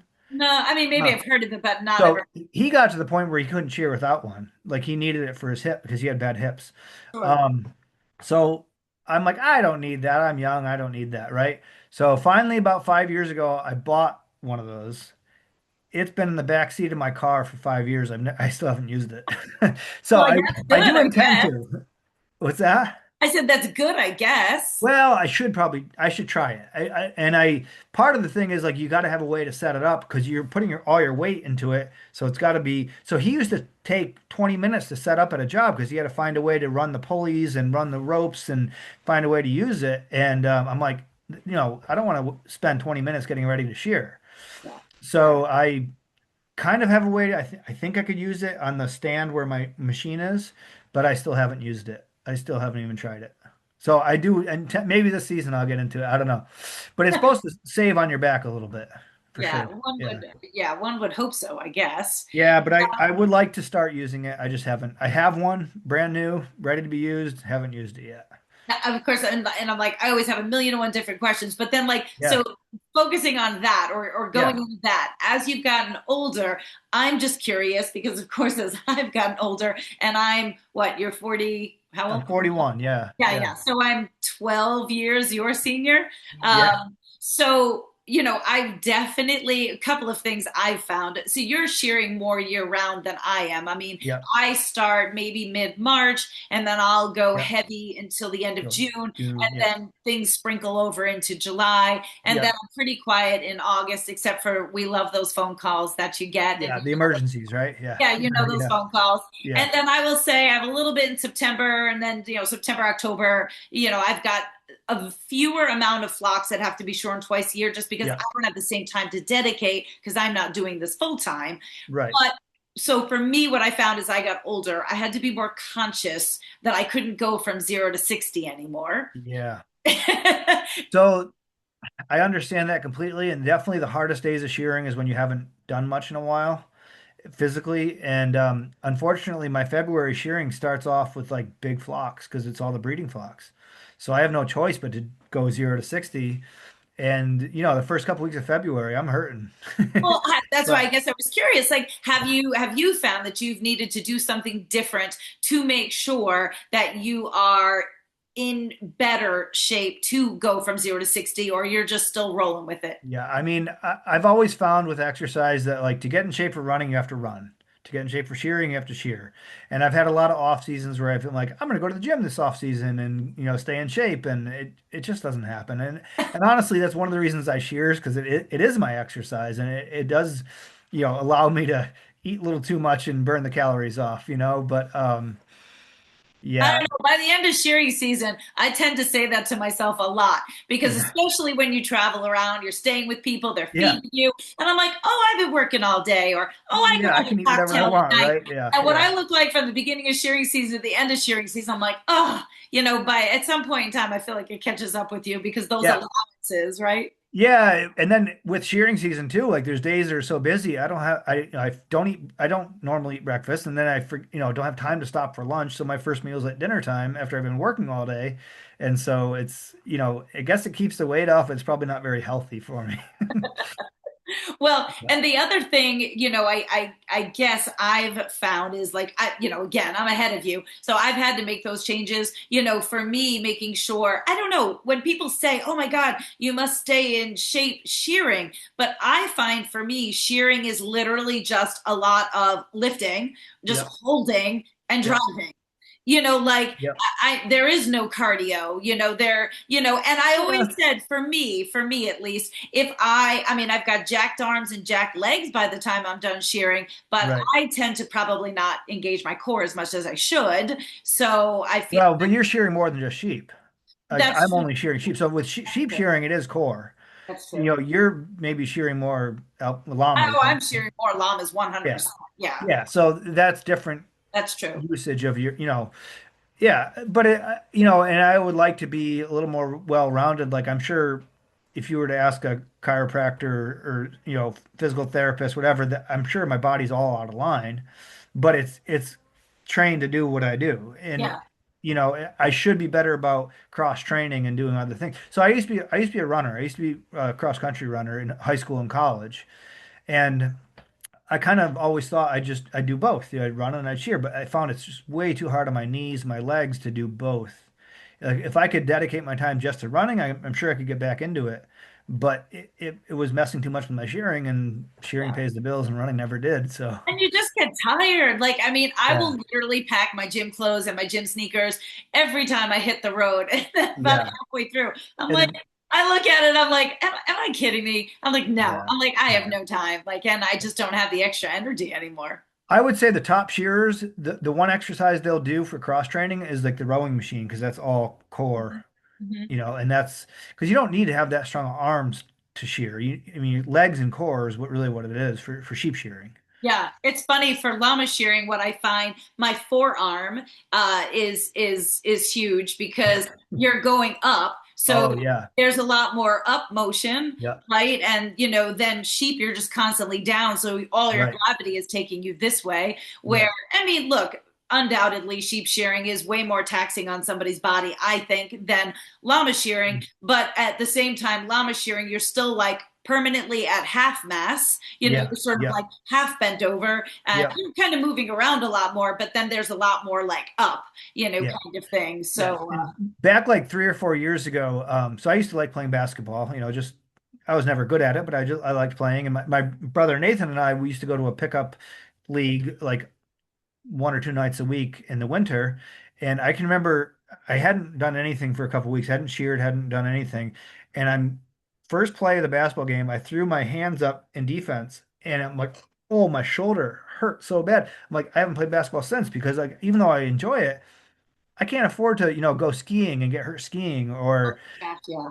or play basketball and get hurt playing basketball. And it was like I did something to my shoulder and that whole season, every now and then, and my shoulder would hurt. And it's like I can't be doing that. Like, Yeah. you I was know, going to ask, so that's perfect segue. Have you found, because of course we'll hear stories all the time of various shearers, Mary Archer got hurt this year, like, people, I know Emily got hurt the one year. So yeah. have you ever gotten seriously hurt where you had to pass up work? Like what sort of injuries like have you dealt with over the years? So knock on wood, and I don't shouldn't even talk about it, but yeah, thankfully I've never had a serious injury where I've had to miss work. The only time I ever had to miss work for shearing, back, I'm trying to think, it was probably a little over 3 years ago. It was early October. I cut my wrist really bad shearing. I cut into my wrist, and I had to miss like 5 days of work for that didn't make up. But as far as like normal shearing industry injuries from overuse and back. I mean, thankfully, I have not had anything. I mean, I've Or sheared through a even lot of just a pain. sheep kicking you or, or anything. So, I mean, Yeah, yeah. sure. Yeah, you get bruises and scratches and Oh, and sure. sore muscles and shearing through pain, but like never. Thankfully, I've never had anything so serious that I had to like go see the doctor about. Well, Other than other than when I cut my wrist. let's say, how did that cut happen? Oh, shearing. It was the end of the day. It was like the fourth job, and there was a group of 20 Clun Forests. Where are you familiar with Clun Forest? They're as bad as Cheviots, right? And ever since I haven't liked the breed, but um, I had saved this ram for the end.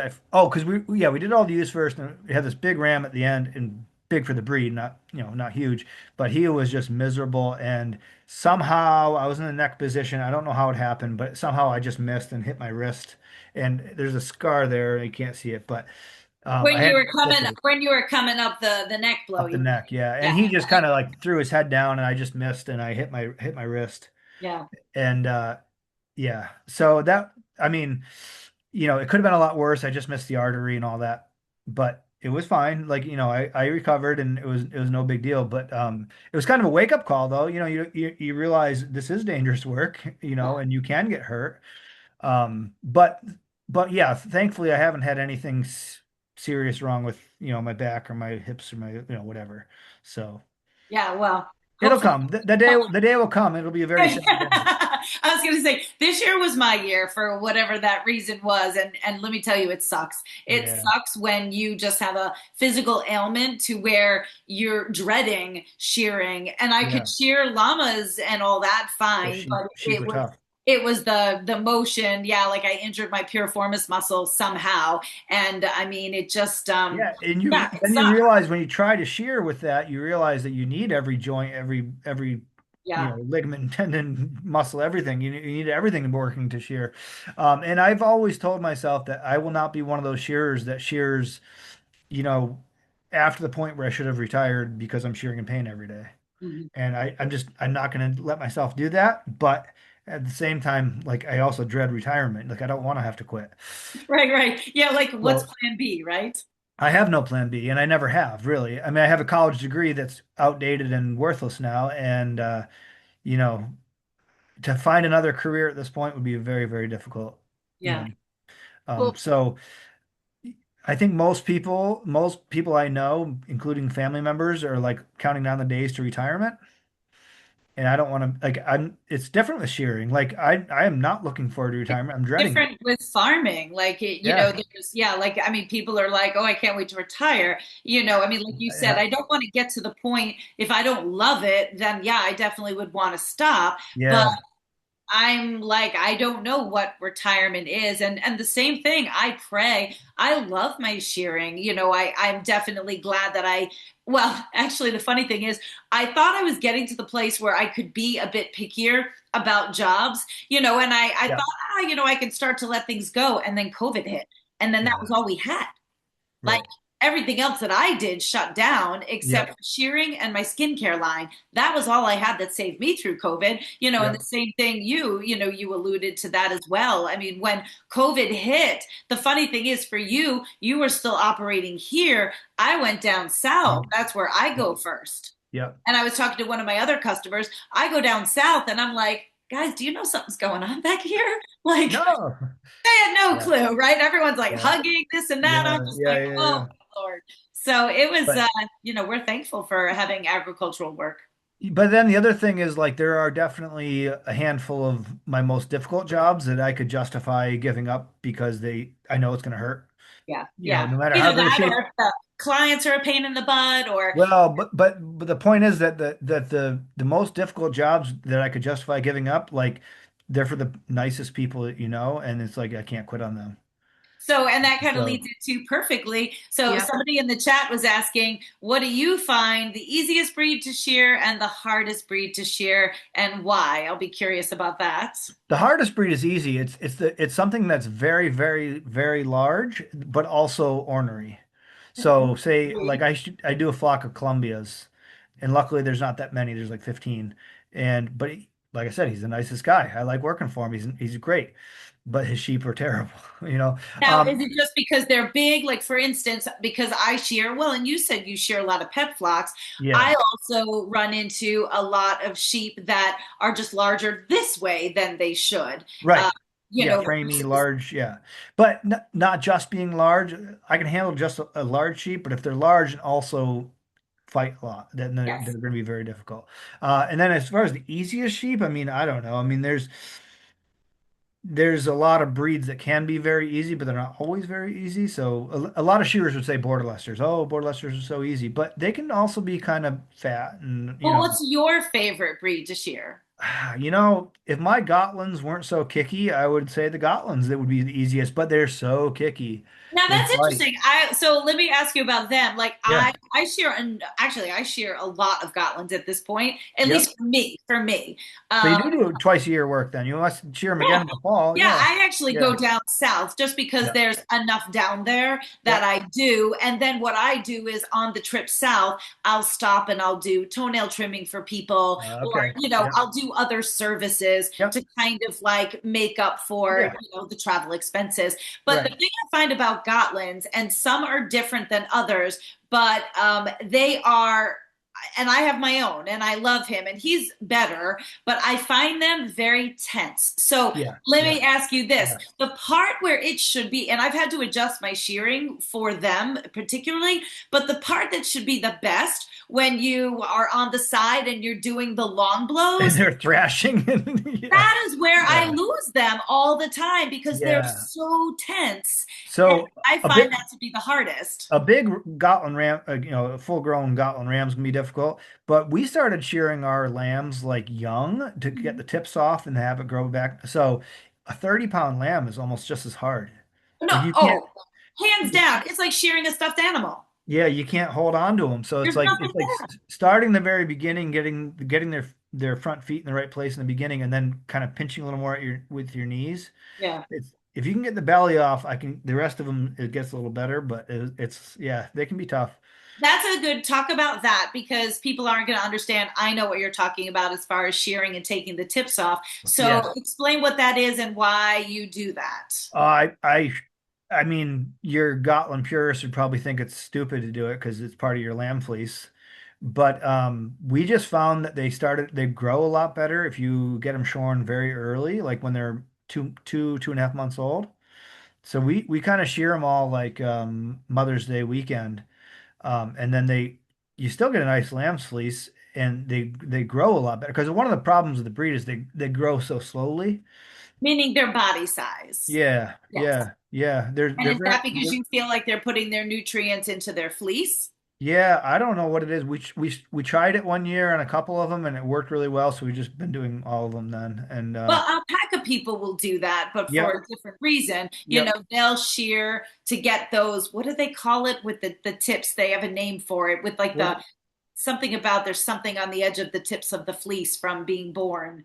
And oh yeah. I mean, they call it tipping in like Australia. They'll shear merino lambs young. yeah. Like they call it tipping them, but I don't know the. Yeah, it's something related to with being born, and they seem to like it better with that off. I mean, I Yeah, don't get involved in anything, crazy like that with anybody I shear. I don't coat my yeah. sheep. Do you coat any of your sheep? No. So I would maybe consider coating the Gotlands, but we were told by like the first breeder we bought ours from that if you coat them, they're going to felt underneath.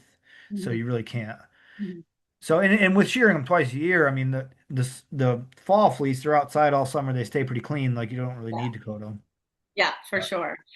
No, it's not like cow tipping when we're talking about tipping. No, no, no, Tipping no. is more of the tip of the fleece. Yeah, and you're So taking when a it's very, useless. Yeah, it's too short to do anything with, but yeah.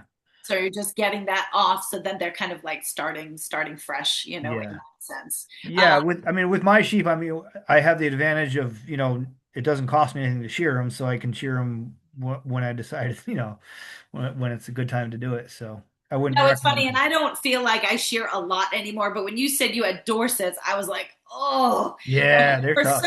for some reason or other, in my early days when I know I've come across them, I've found them very challenging. I mean, is Yes, they are. that? Oh, They are. Yeah, no, I don't. and you I still mean, have them. I'm sorry. In my book, if I have a llama that's a bitch to shear, she goes. I might love you, but like, I'm like, I don't know. I can't. Oh, good thing I've got a short memory because there's several of my own sheep that would be gone if I called them for shearing behavior. But Right. it's Really all quick, part of it. is coding, someone asked, is coding literally putting a coat on them? Yeah, so some of your really valuable fleeces, people will put a coat on them year round, and that way, when you go to wash that fleece, the tips are just as clean as the cut side. So if you're selling like hand spinning fleeces to someone, and you've got a breed like say Cormos that have a beautiful fleece, the whole thing is already very clean before you go to wash it. And depending on how people manage their fleece Yeah, and feeding and things like that. Now, the other thing too, it would also prevent, which I mean, I think you would agree. So, like, especially for myself, I love my Gotland Victor, but yeah. for whatever reason, even though he came from North Carolina, I mean, he didn't live very long there, but I find even her sheep do not, their coats don't seem to change as much as mine do. And it's not Okay, like she has shade. I mean, she's got right. open pasture, but I also will see a change in the color of the fleeces as a Yep, result of the sun. So having coats on them will also prevent that from happening too, will it yep. not? So I share a lot of CVM. Well, not a lot, but I mean a few CVM flocks now that they coat them all year round, and they're beautiful fleeces. I mean, they're yeah, but certain sheep like Gotlands, they would felt the wool would actually felt underneath the coat. When they get wet, the water gets trapped in, and they felt. Mm-hmm. Yeah, So and honestly, I would just never consider it because I can't be bothered. yeah, Mostly because I know that there's a lot that goes into it in terms of always increasing the size of the coat. yeah, So because the piece well, doesn't because get I've that. seen plenty of sheep that they had the same coat on all year round as the wool grew, or as the sheep grew, as it was still growing, and then you get sores in the back legs from the coats, and then you Yeah. get these nasty infected sores. So you don't want that. So yeah, Well, and that's like some pet people will have collars on their sheep, and then they right. And as they grow, yeah, change the size of the collar, and next thing you right, know, it's embedded into the fleece and potentially into their neck. So it's just yeah. a headache I don't need to bother with. But No, that's you have people that forget they put the collar on and then you go to shear it and it's like buried in the wool and yeah, you can cut it. Yeah, I've cut collars in half before. exactly. I've cut Yeah, plenty of collars. yeah, They're like, oh, I forgot to tell you it was there. I'm like, yeah. thanks. Thanks. Yeah. As long as you don't hit the metal part of it, No, right? I would say I don't know, 2% of the sheep I shear have a coat on year round, but but in the time and sometimes it does make sense, I guess. But Well, and of course, it's funny that makes you think, what other things have you sheared through, oh like when you get into a fleece. I mean, a collar is one part, and, yeah, but sometimes you panic, right? Because you hit something and then you're like, oh my God, what did I hit? right. But, I'm sure you come across, wire, this, that. Oh yeah. Yeah. I had actually I broke a chicken, the chicken feet on your comb or on your handpiece. I broke a chicken foot one time hitting a piece of wire that Oh, was wow. That it got jammed up in there. yeah, yeah.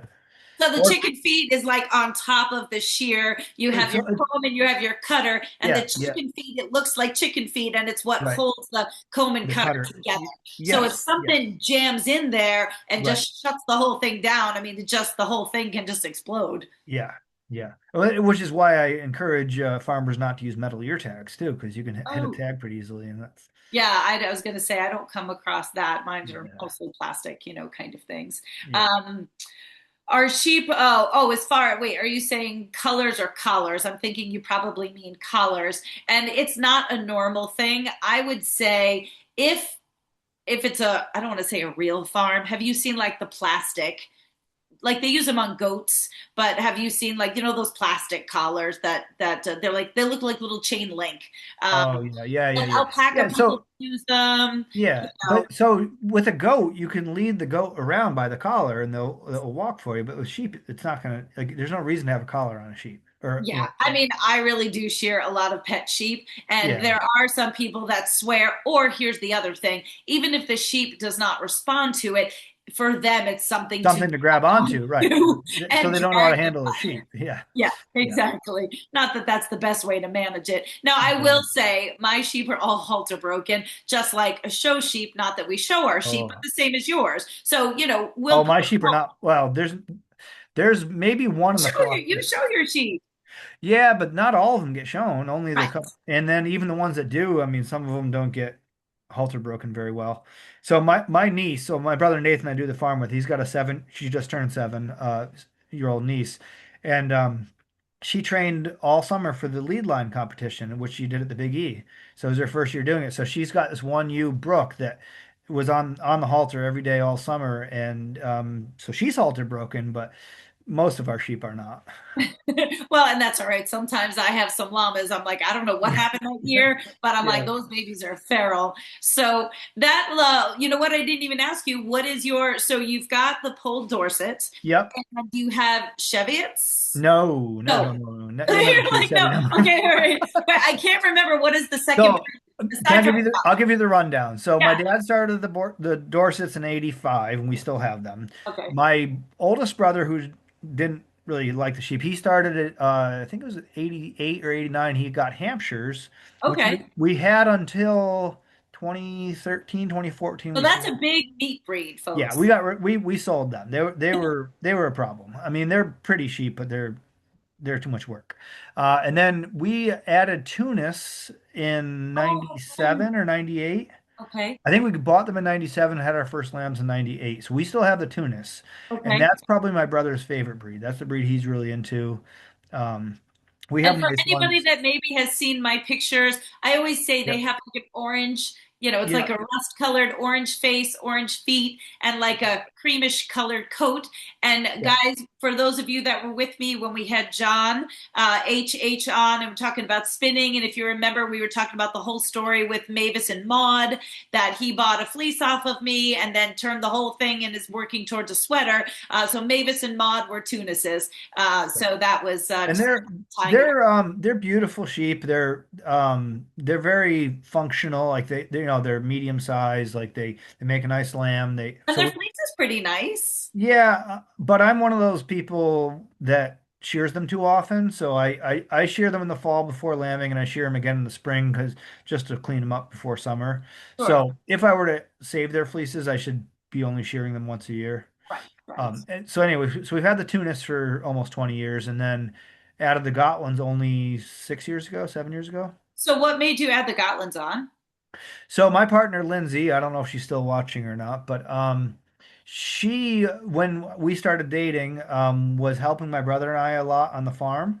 Okay. And so she was really into it. So she didn't come from a farming background, but she was always around animals. She's a vet tech, so she loves animals. And she really liked the farm, really liked helping with the sheep. And finally she kind of was like, "Yeah, I'd like to have my own." And we're like, "Okay." So that was the breed she liked. And she had Oh. been with me to enough shearing jobs, helping out with shearing, that she had seen quite a few breeds, and that was the breed she really liked. And we happen to know one of the top breeders is someone I shear for only about a half hour from here. And And where is so, that or what is uh, that? uh, Teresa Dagnall, it's Ashford Heights farm, and it's in Adams, Mass. Okay. And she's got beautiful Gotlands. And so we went to her for our first few bred ewes back, must have been about 6 years ago. And so yeah, and I kind of fell in love with the breed, and so there's Lindsay. Now that we have a kid and everything, like she doesn't help quite as much with the other two breeds as she used to, but she's still very involved with the Gotlands, and so they're sort of her sheep, but they become my sheep as well. And my brother, he's not totally into them, but he's the everyday farm manager, so he helps out. Numbers of each, just to give us an idea, Polled Dorsets, Yep. Tunis, Scotland, and Yep. how many So lambs are we're you having a year? And do you have rams for each of those? So are you breeding Yep. pure and are they Yep. registered? That was a lot. Yes. Every sheep on the farm is, except for one, is purebred registered. And we do keep them separate, especially at breeding time. We have only about 10 Dorset ewes left. We've kind of downsized on them a little bit. We've got, I don't know, 17 or 18 Tunis ewes, and then 11 Gotland ewes to lamb this year. So sorry, say that again. So about 40 total. About, we keep it around 45 at the most total between the three breeds. Okay, for your mature or for your lambing. Yes, for breeding ewes. Yeah, that we're lambing. Yes. Okay. So then there's Yeah, but also lambing, is not, you're not having singles. I mean, so right. about So how many lambs do you have a year? well, last year after lambing, we were up to a total of like 125 sheep. So and then of course we sold, and now we're back down to less than 70. Nobody triplets out, do they? Or everybody just singles and twins? We tend to get one or two sets of triplets every year with the Dorsets, and then the Tunas almost never have triplets. I mean, they're singles and twins. And then the Gotlands last year we had 20 lambs out of 9 ewes. So we had, yeah, it was. I had to do that math quick. I can remember it was two singles, two sets of triplets, a set of quadruplets, and then the rest were twins. Wow. Yeah. So we had one ewe that tended to always have three at a time, and then last year she had 4.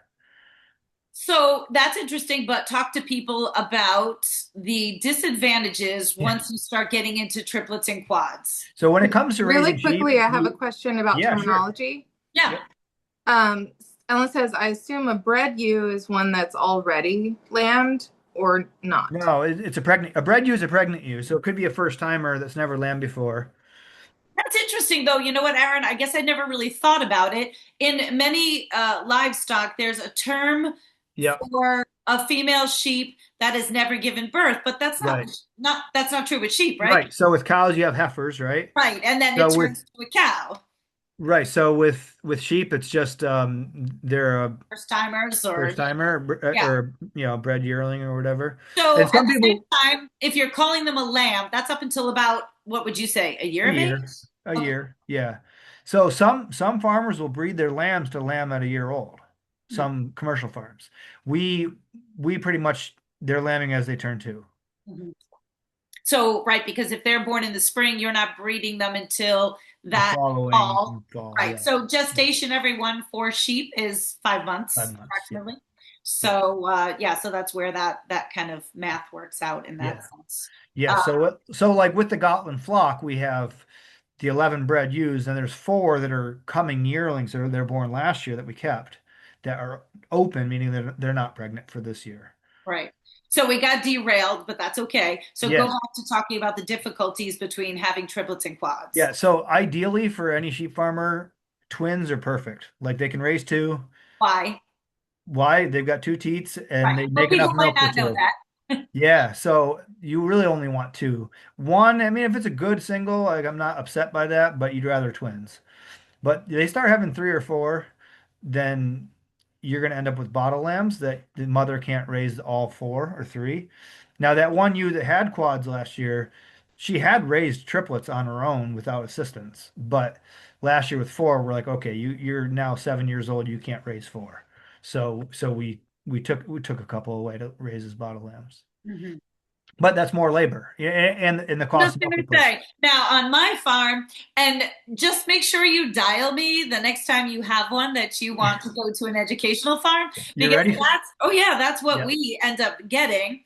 Because of course for me it works out great in Yeah. terms of we use our sheep for educational purposes, things Right. like that. But I understand as a farmer that is not cute and fun. So if you're a farmer, like, that lamb is still valuable because you can still raise it and sell it or whatever, or keep it. But the labor involved in the milk replacer and the time to feed them the milk, it ends up being so much work that a lot of farmers will just give you a bottle lamb at birth.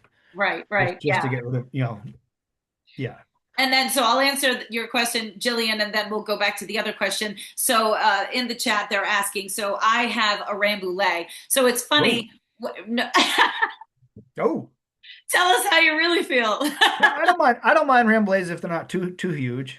Well, They can be pretty big. It was funny when you were talking about the Columbias Yeah. and them being big but being ornery. The exact thing I was thinking in my head is Rambouillets are huge, but I will say for the most They sit part, pretty good though. I was going to say, for the most part, every Rambouillet that I've shorn, except for I remember one mother and one son that they could die, but I mean, Yeah. they did eventually because they got old. But like that was like a genetic thing. But most of the time, those Rambouillets, I literally am like saying my prayers before I get Yeah. started, and Yeah. they could throw me to Yeah. here to Timbuktu, and they don't. And they're still going to take longer to shear because they are big and they've got wool everywhere on their faces and Everywhere, everything. right? But Yeah. they're usually quieter than Columbia's. Yeah, so Molly is a Rambouillet that I got. So I go to Indiana for a llama show, and Yeah. I came home with a lamb. Now I knew I was getting her, but a friend of mine who raises Rambouillets, we just happened to be chatting, and he's like, "Oh, I got these bottle babies," and Yeah. I was like, he's like, "You want it?" And I was like, "Yes." So of course, it was fun. Molly comes home like she used to. She came home in my arms the whole trip home from Indiana, and then followed me everywhere. We had her in diapers and all that, Yeah. and then she's acclimated to being a sheep, but that's a totally different breed, of course, so Yeah. she didn't come from this farm. And then actually I would love your perspective on this question. So somebody was asking, when sheep give birth to multiples, are they identical? Are they fraternal? That can you tell? Does it matter? And I have an example of that, but I'm curious is your answer. I think I've seen identicals, but the vast majority are fraternal Okay. because sheep have a tendency to when they ovulate to drop an egg from each horn of the uterus. And so most twins are fraternal twins.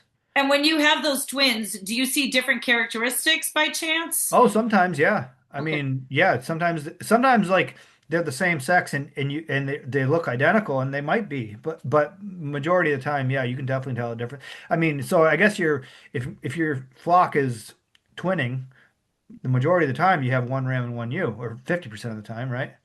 So obviously they're fraternal, but yeah, oh yeah, you'll definitely see differences.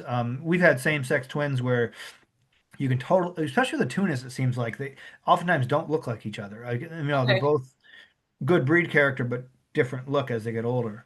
Yeah, I was Um, curious about that because I have twins, obviously fraternal because they're Jack and Jill, yeah, but they came off of a farm where there was a variety. It was Romneys, but it wasn't yeah, all Romneys. But when I look at Jack and Jill, they're totally different, even in terms of their wool coverage on their yeah, fleece, and yeah. even, of course, the fleece quality. But So, yeah, you to look could at them, you would think that they came from two different right. families because Well, they, you could breed it with Romneys. You could breed a white ewe to a black ram and get one white lamb, one black lamb. yeah, the different colors aside, but their But fleece yeah, coverage, I think, is yeah, more of what I yeah, find so different and so interesting about them. But I know they came from the same, they yeah. sister and brother. So Yeah, so sometimes they're peas in a pod, and sometimes they're vastly different from each other. yeah, no, good. That's and it was one of those things I never really thought about it, but of Yeah. course, it was the when they're two different sexes, it's easy to say yes, they're Well, right. fraternal. But Yeah. But I even with know. same-sex twins, they're usually fraternal, I would say. Yeah. Oh. And We so I we mean, had a question a little bit back I want to ask. oh, about the shoes. Yep. Yes. So, I mean, yeah, that's kind of going back, but interestingly enough, but it's a complete legitimate question. And I'm Mhm. curious.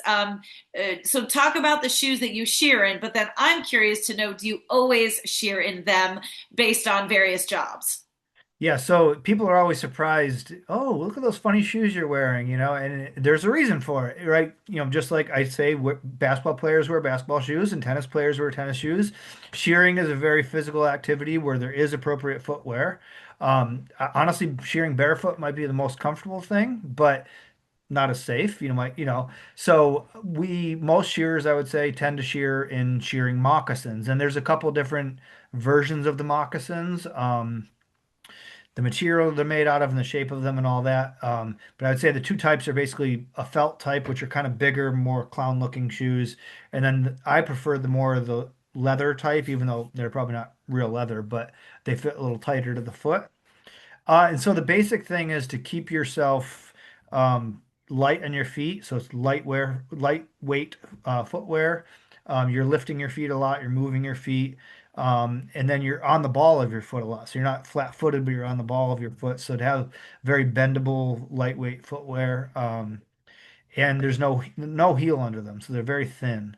Um, and that's also when you're bending, when you're bending the whole time you're shearing, um, it's better for your back if there's not a big heel under your foot. So I wear them all the time? No. Most of the time. So if I'm So showing to shear two sheep or one sheep, I'm not going to bother to put them on. I'll wear, regular shoes that are comfortable to shear in. But if I'm going to be at a place for a while, yeah, I'll put them on. yeah, that's what I guess I was curious about because really the majority of my job. So that's the Yeah. other thing too. Once you put those moccasins on, so ideally, if you're going to a farm, you are shearing on a plywood Right. sheet. Do Yep. you bring your own plywood sheet? Do you require the shearers, even if they only have a couple, to have their own? So that's one of the things I try to remember to remind people to have a sheet of plywood. And sometimes you're shearing on a very small sheet, and then people say, "Oh, I got a tarp," and it's like, no, I don't want to shear on a Oh tarp. my word, Too yes, too right? slippery, right? Yeah. Or cardboard. Cardboard is very slippery. Like, Do so you I prefer a ever sheet of just plywood. shear on, like if somebody has a barn and you're just shearing on the cement floor versus, So I try to avoid cement too. And partly it's very hard surface for the sheep to sit on. It'll also get very slippery once you get some lanolin on it. But then also, if I just touch the ground with my shears, I'm going to break a comb. And there's gotcha. 35 bucks down the drain. Yeah, So, yeah. and there's a couple spots where you're aiming right towards the ground and you're likely to hit the ground. If you hit the wood, it's going to be fine. You hit the concrete, you broke a comb. Do you ever, because of course I'm probably more of a sucker than you, and again, you do more production shearing. Like there'll be times, I mean, I actually have a folded board. I know it's not great biosecurity, but Yeah. most of my people that I shear for, they're Are not going clean. and getting a sheet of. Yeah.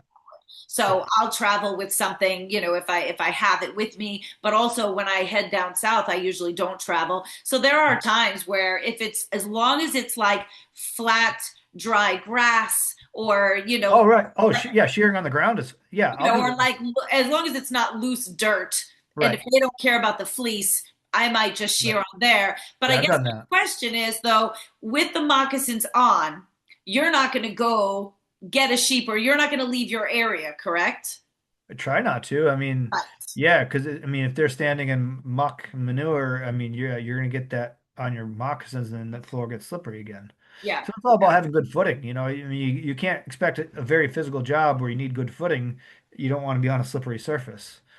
You know, Curious with the plywood, because I'm just even thinking about my one particular job.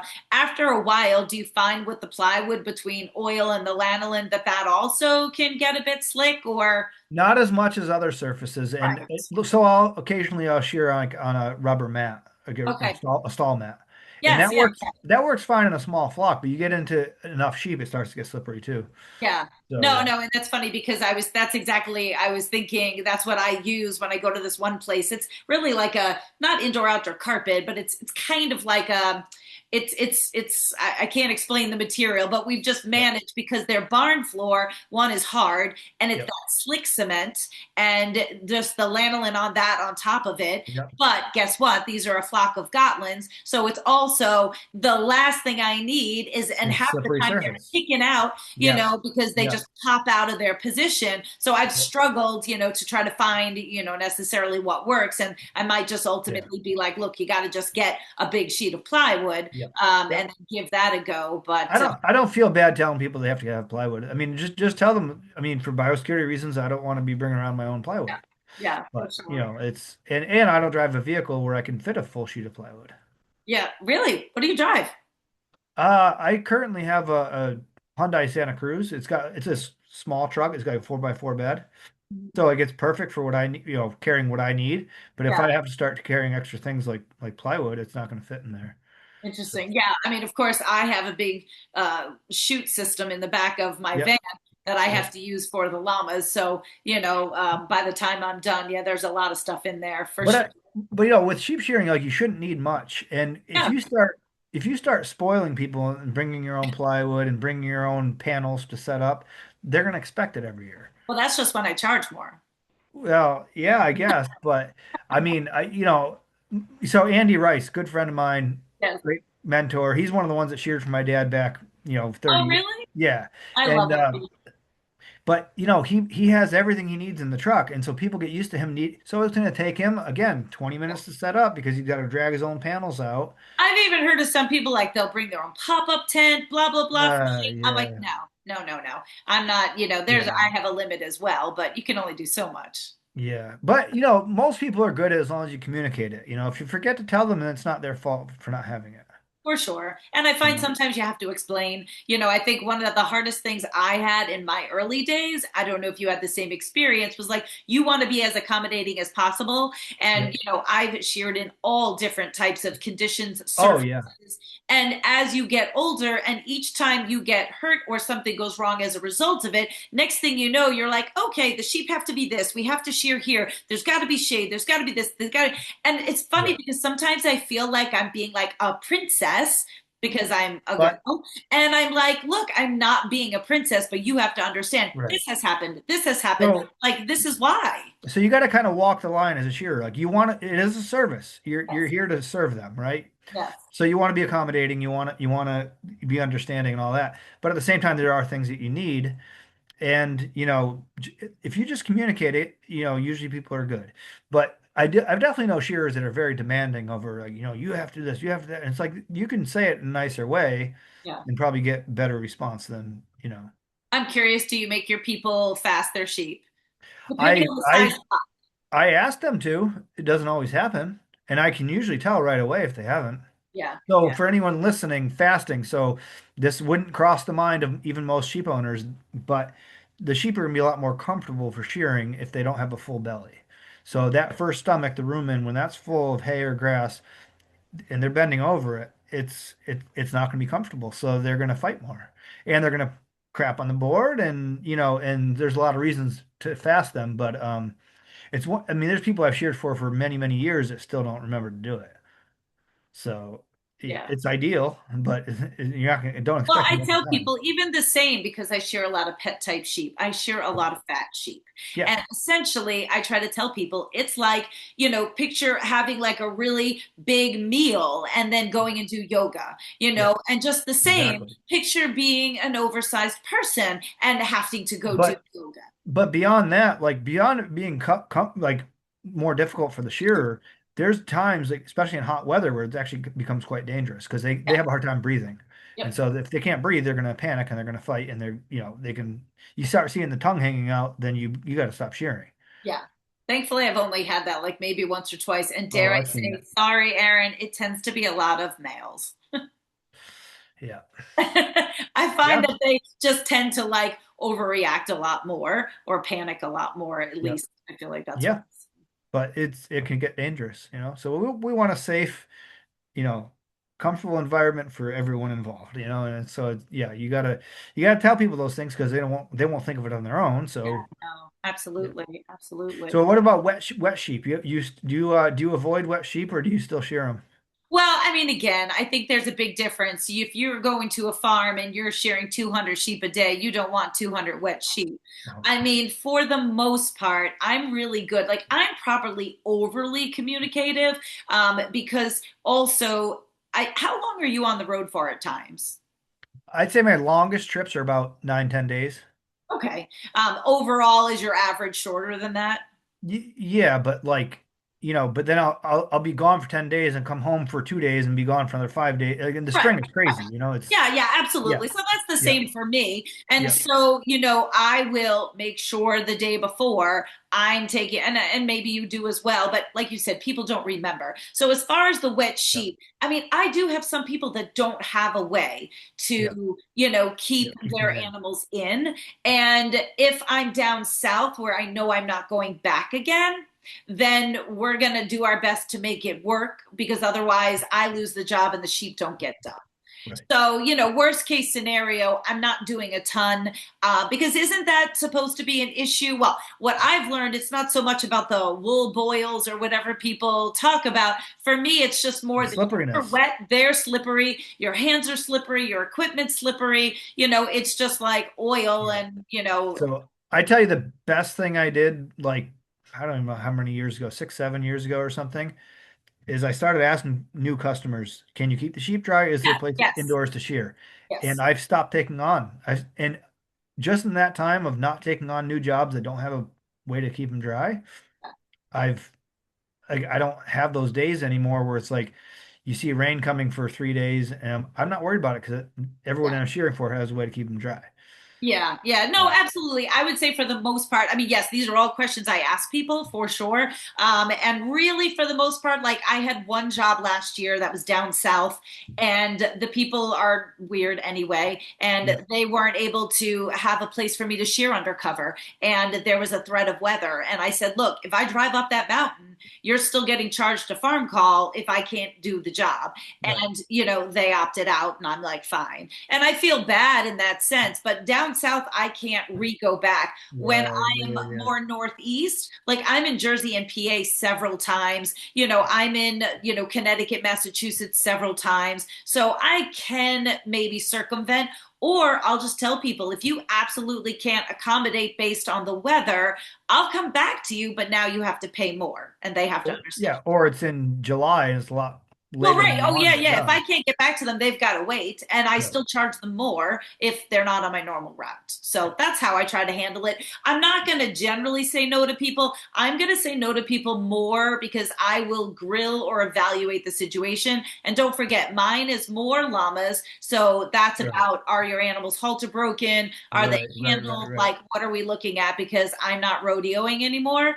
And then Yeah. it's the same thing with the Yeah. sheep. If you call and tell me you have Jacobs and you have, even 10 of them, I'm probably going to find you somebody else to do them. Really? You don't like Jacobs? No, I honestly am not that great with horns. They annoy the Yeah. hell Yeah. out of Yeah. me. Yeah.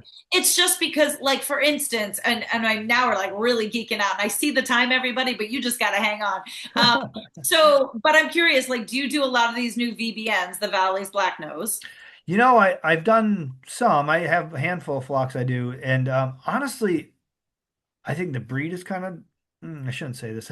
You can. This is an open conversation. I'll tell you what I think. I don't understand people spending the money amount of money they're spending on that breed, but for shearing them, if they're in healthy body condition, I don't find them to be too bad. No, no, they're not. I find them longer. So Yeah, yeah, they're they're, big. They're big.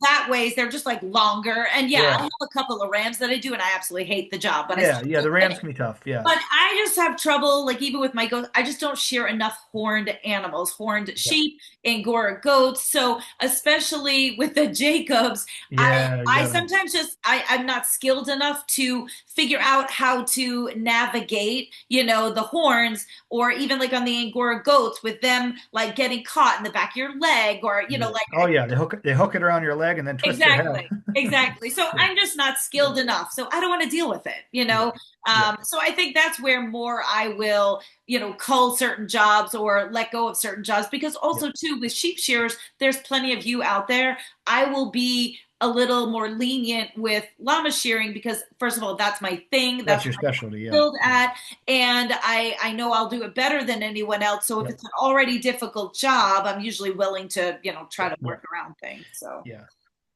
Yeah, But no, horns definitely present their own challenge. It's going to take longer to shear around the head if you want to clean them and up for clean. somebody who doesn't know, so Jacob sheep in particular, they can often be a 4 and 5 horned sheep. So you've got two coming out the top, and you've got two Choose a usually out curl. on the Yeah, sides, yeah, and then they will curl around and yeah, do all sorts of fancy stuff. yeah. So my son's name is Jacob, Oh, even though it's definitely not after the breed because neither of us. So Lindsay, one time when she went with me to a shearing job, they didn't have him caught. We're trying to catch him, and she got plowed over by a Jacob Weather, uh-huh. and ended up with like a huge like bruise on her ass from this Jacob. So ever since then, she's never liked the breed.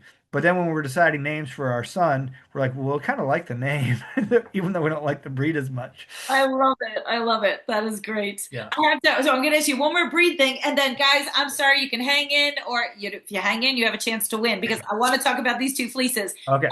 How do you feel? I know. How do you feel about baby dolls? I don't hate them as much as most shearers do. I Why don't is that?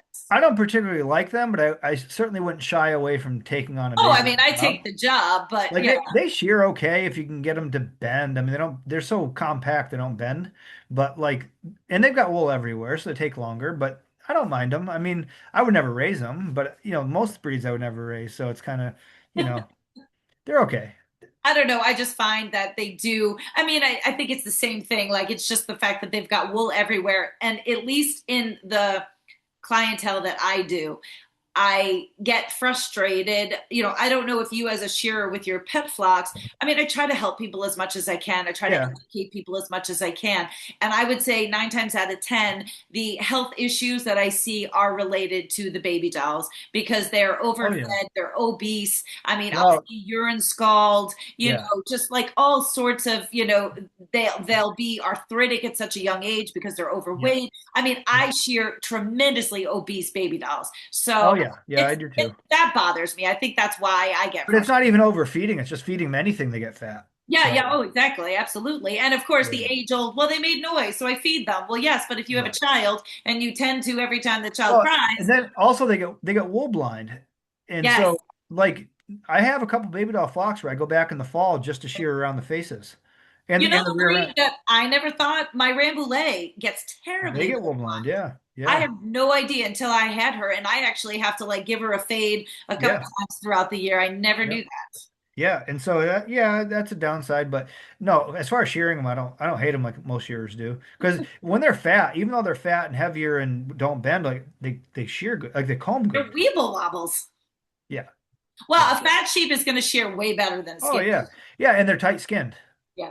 so there's Yes, no that loose is skin to true worry about. too. I mean, guys, I know maybe this doesn't sound sense, but think about it. Think about when people get older. Yeah, Think about, your aging parents, grandparents, people's skins yeah. start to sag. Think about So somebody that used to be overweight and lost weight. So when you have a yeah, skinny sheep, you're not only literally rattling over bones, right. but then you tend to have a lot of loose skin that you have Yeah, to be. like I love shearing Shetlands when they're young and healthy, but when they get old, they're very difficult. I'd rather shear an old baby doll than an old Shetland. Oh, sure. Well, I don't know. Shetlands and Icelandics to begin with are just scrappy little things to me. So, Well, Shetlands aren't as bad as Icelandics though. no, that is true. I actually have a couple of guys. If you guys have Nola and Nora yarn, those are two beautiful Shetlands I share down in North Carolina. Yeah. So yes, I mean, absolutely. a young, healthy Shetland, you feel like a rock star on them shearing. And of course, sheep But that have no wool on their face and no wool on their legs and yeah, not a lot around their butt and their genitals. It's just yeah, amazing. You could just sail right through that for sure. So. yeah. So, Cool. Well, all guys, right. I want to talk about these two fleeces here because one, it's interesting. Two, and I know Aaron hasn't donated them because I will be paying him for them, but I asked him to send me some fleeces because you guys know that we've been going through curls like mad between the wreaths, the Lovely Locks popover. I don't have these on my site, so I guess what I want to say is, on my site we do have like raw Gotland or washed Gotland. I mean, if you want to, I mean, you have to pay the same price as what's on my site, but if anybody wants any of these in particular, you can certainly throw in an order and just say, I want Aaron's locks, because that was my intention for that. I've just been busy. I haven't had a chance to do it ahead of time, but just tell us about the two fleeces that I have. This one says Artemis, and it's Yep. from just from this October of 25. Yep. So that was unskirted. So you might find some surprises in there. I don't know. But so Artemis is a ewe in the flock that she's lambed once. So she's pregnant for her second time. She's the daughter of one of our original ewes that we bought as a bred ewe, Phoebe, who's also still in the flock. Okay. And Artemis is a nice little ewe. I don't think she had the.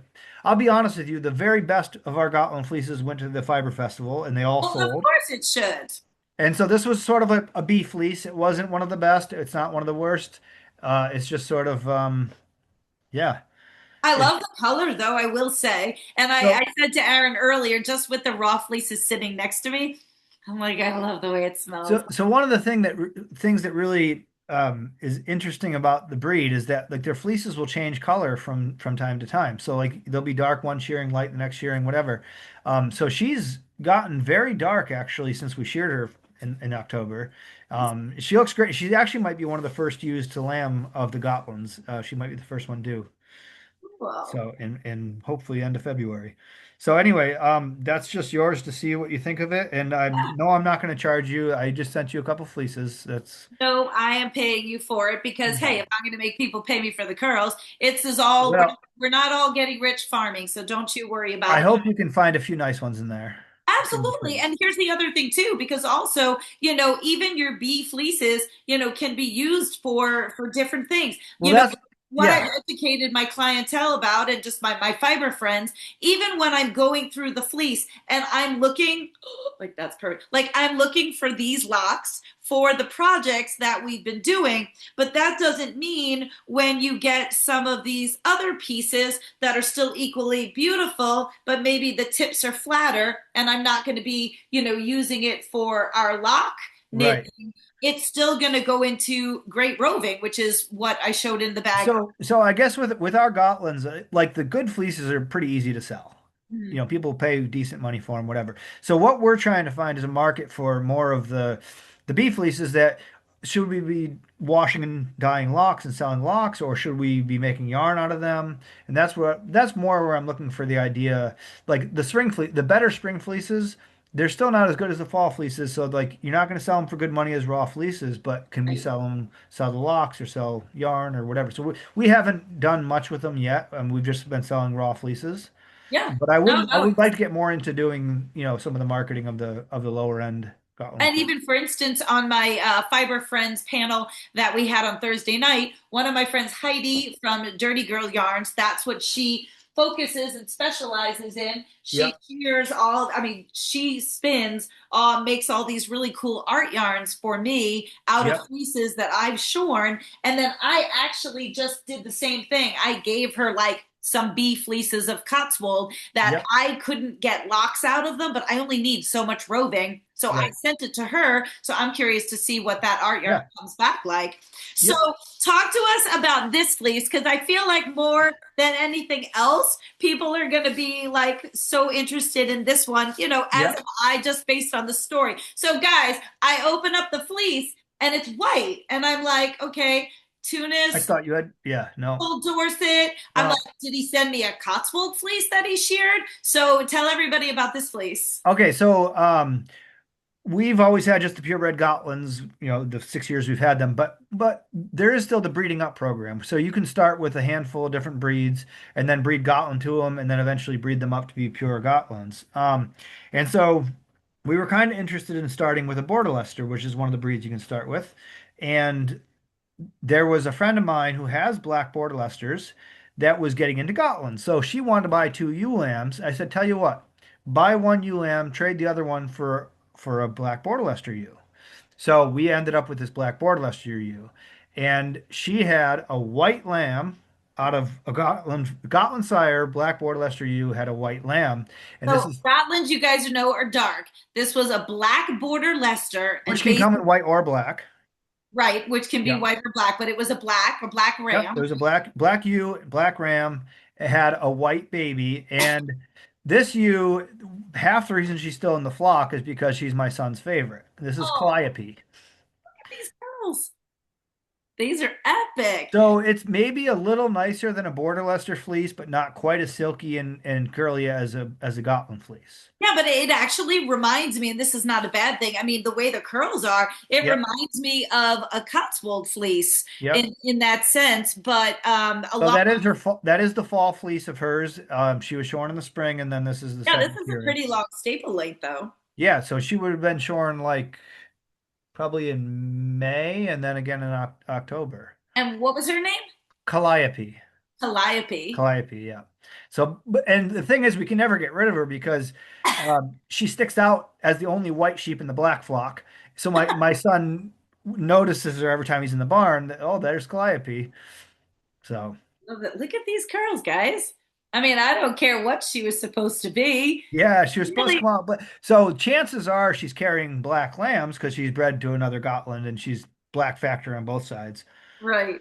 Yep. So cool. So she's So, supposed to I have mean, twins. We'll for see. oh my gosh, if you had twins and one black and one white, that would be epic. That's possible. We'll see what happens. I don't know. So those lambs will be like three-quarter Gotland, quarter Border Leicester. So Yeah. So, yeah, I mean, I guess all I would say, guys, is for whatever mix up she might be, and he even said he did bring this fleece to. So many of you know I go to the Fiber Festival of New England. yeah, That is at the Big E yeah, facility, and we do that the first weekend in November. And there's a fleece sale there, yeah. of which I've only just recently learned. Now I'm on my third year that I can sell llama fleeces, and that's Yep. like so exciting to me, like Yeah. more than the money I make back in my vending booth. Like I'm just getting the biggest kick out of selling my llama fleeces. But so he said this was the only fleece that didn't sell because, of course, people were looking for the dark. And they were looking for the gray Gotland. And so even though it's half Gotland, and people didn't appreciate because of the color. So Uh, that's okay. So if anybody, is interested in Calliope curls, you let me know if you drop in an order and you specifically, want something from either of these. You guys know I'm always happy to accommodate because Lord knows I just have to keep sorting and washing curls to keep up with everybody. But it's fine. I love it. I enjoy it. So I wanted to make sure we had time to go over those and certainly for what it's worth, seeing as how this is more of what I do, if you ever want to, talk shop and, chit chat over fiber and things like that, if there's ever anything we can do to help or work together or, collaborate in that way, we're always up for a fun thing.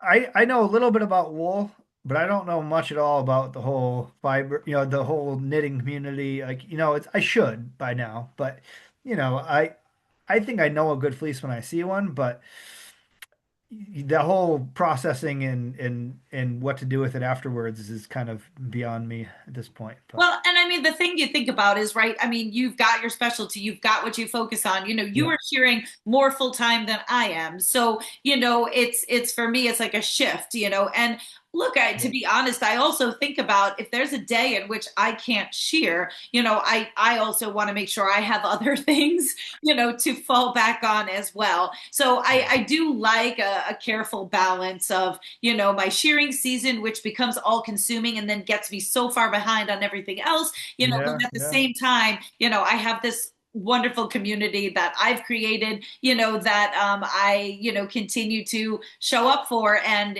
continue to be inspired by. And just even my own brain, I love that creativity. So I'm not knitting and spinning as much as I used to and would like to, but I love just doing new things and trying different things. And, yeah, we'll yeah, see where it takes us. So.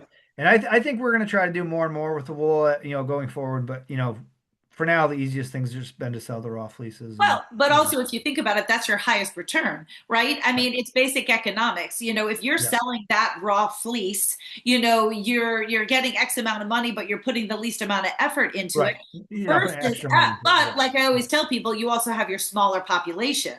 If you take it all the way to the other end to a finished and you have product, you bigger, have your yeah, most market. investment, but you have your larger population. So if you're turning your Gotland stuff into gloves and socks, yes, Right. you have more capital investment, but now you can reach a much wider population of people. So it's just dollars and cents in And terms. I think Lindsay could get pretty creative with some of that stuff if she was just showing it. Like if someone could teach her, like some of the like shawls or like cowls they make and stuff like that. Like I think Lindsay could do that if she just needs someone to show her. Well, and also when she's not busy running around 4-year-old Jake. Well, that too. That too.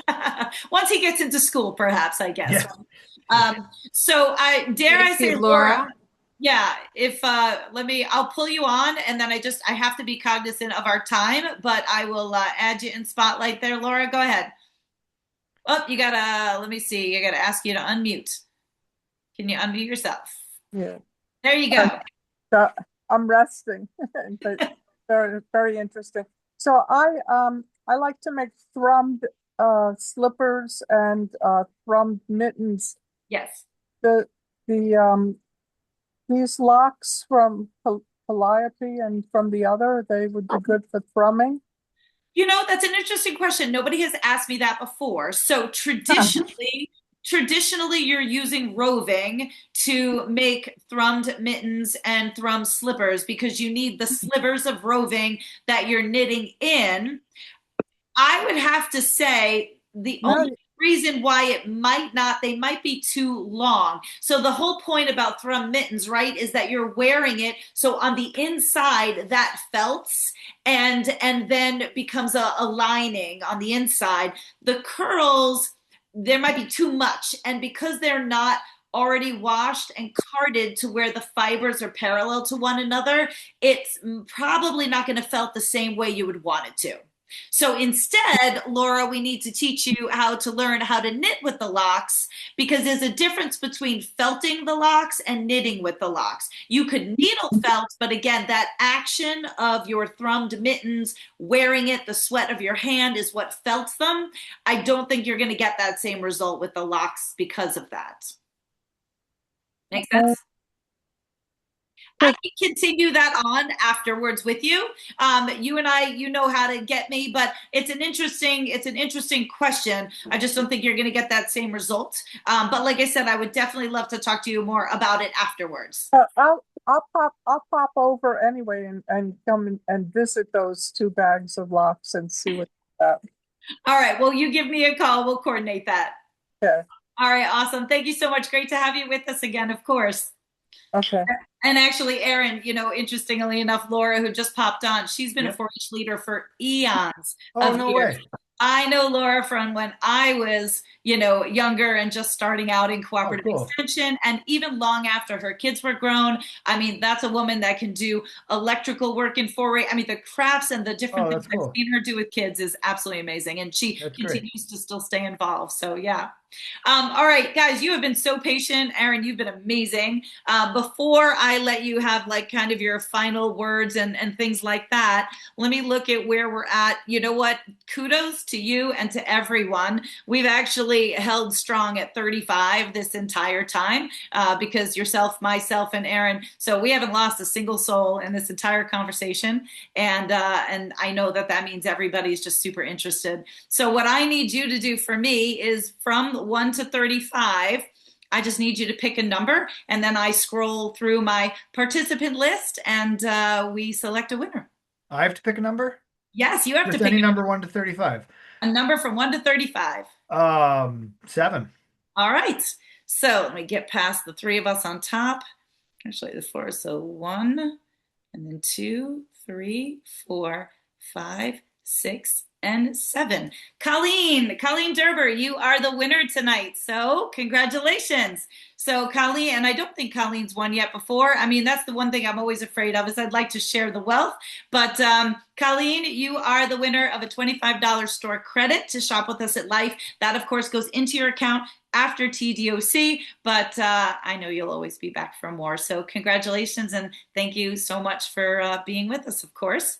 So, Erin, it's always like, where do you end? Because with so many of my guests, like I could literally have part 2, part 3 with you. I mean, I know here and there, I've chatted. I think really, do you know Nathan Good? No.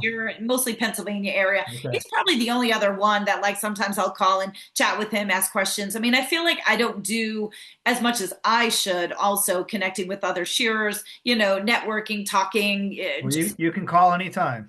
Yeah, no, and I think that's what I love about this. I mean, I know when I ran up to you and I was like, look, I'd love for you to do this. And, the few times that we've run into each other, and especially as you've been doing more public demonstrations, I've just appreciated, being able to chat with you. And likewise, if I can help on your end at all with the fiber things, that if you're looking to do something else with that, please let me know. But I just have enjoyed this so much. I know everyone else has. I mean, before I do my goodbyes and wrap up with a few things, I mean, is there anything you feel like you didn't get to mention, talk about, anything you'd like to add or anything you'd like to say? Well, thank you for having me be part of this. This has been fun, and I think it's great what you're doing. I think this community is strong and vibrant and getting stronger, and I think more and more people are trying to connect to the whole fiber world, and it's great to be part of it. And it's I have one simple task of being the shearer, and I guess a farmer as well, but it's a big part of my life. So thank you for letting me participate and be part of this. Absolutely. And it's not just a small part. I mean, my job as well is to continually educate people about that's where it all comes from. If there's not farmers, if there's not shearers, you're not going to have yarn if you're working with natural fibers. Yeah. It's just as simple as that. And Agreed. you know, having people hear all about the experiences and the different aspects, you know, of things as well. It's you know, definitely a big part of it. So anybody in the chat, I know Erin is grabbing information for me, and I will definitely save the chat and follow up with things. Just for the sake of time, I mean, of course, a big thank you to Erin for spending so much time, you know, away from your family to do this. I do appreciate it, and being so eager to jump on. Thank you for your donations to You're the very welcome. keepsake basket. And then, you know, for everybody else, you know, don't forget everything we talked about up front. Tomorrow night, we're going to kind of go back to the other end of things. Marley Bird has been a long time designer and face and staple in the knitting and mostly crocheting industry. I met her years and years ago, about the same time when I met Kimberly McAlinden, who all of you know, and I continue to do a lot of work with. So actually, one of our fiber community members, one of our lifers, Stephanie Cross, had mentioned to reach out to her. And I was like, you know, that's a great idea. So along the way, if you guys have other people that you think we should be reaching out to, now I just happen to know Marley also, so it was easy, but I'm also equally happy to bring people on that we don't know. So tomorrow we're going to kind of go back to, you know, more knitting, designing, yarns. I mean, who knows what we're going to talk about? We never know when we're here. And likewise, you guys know, same time and same place. So I'm going to make sure I save the chat before I shut everything down. And as always, I continue to thank you guys for being with me. 3 days left to go of TDOC, and we're still going strong. And I still feel like it's the first day. So thank you, Erin. Big thank you. Big You're welcome. Thank you. everyone else. Much love to everybody, and we'll see you tomorrow night on Sunday night. So be well, everyone. Thank you so much.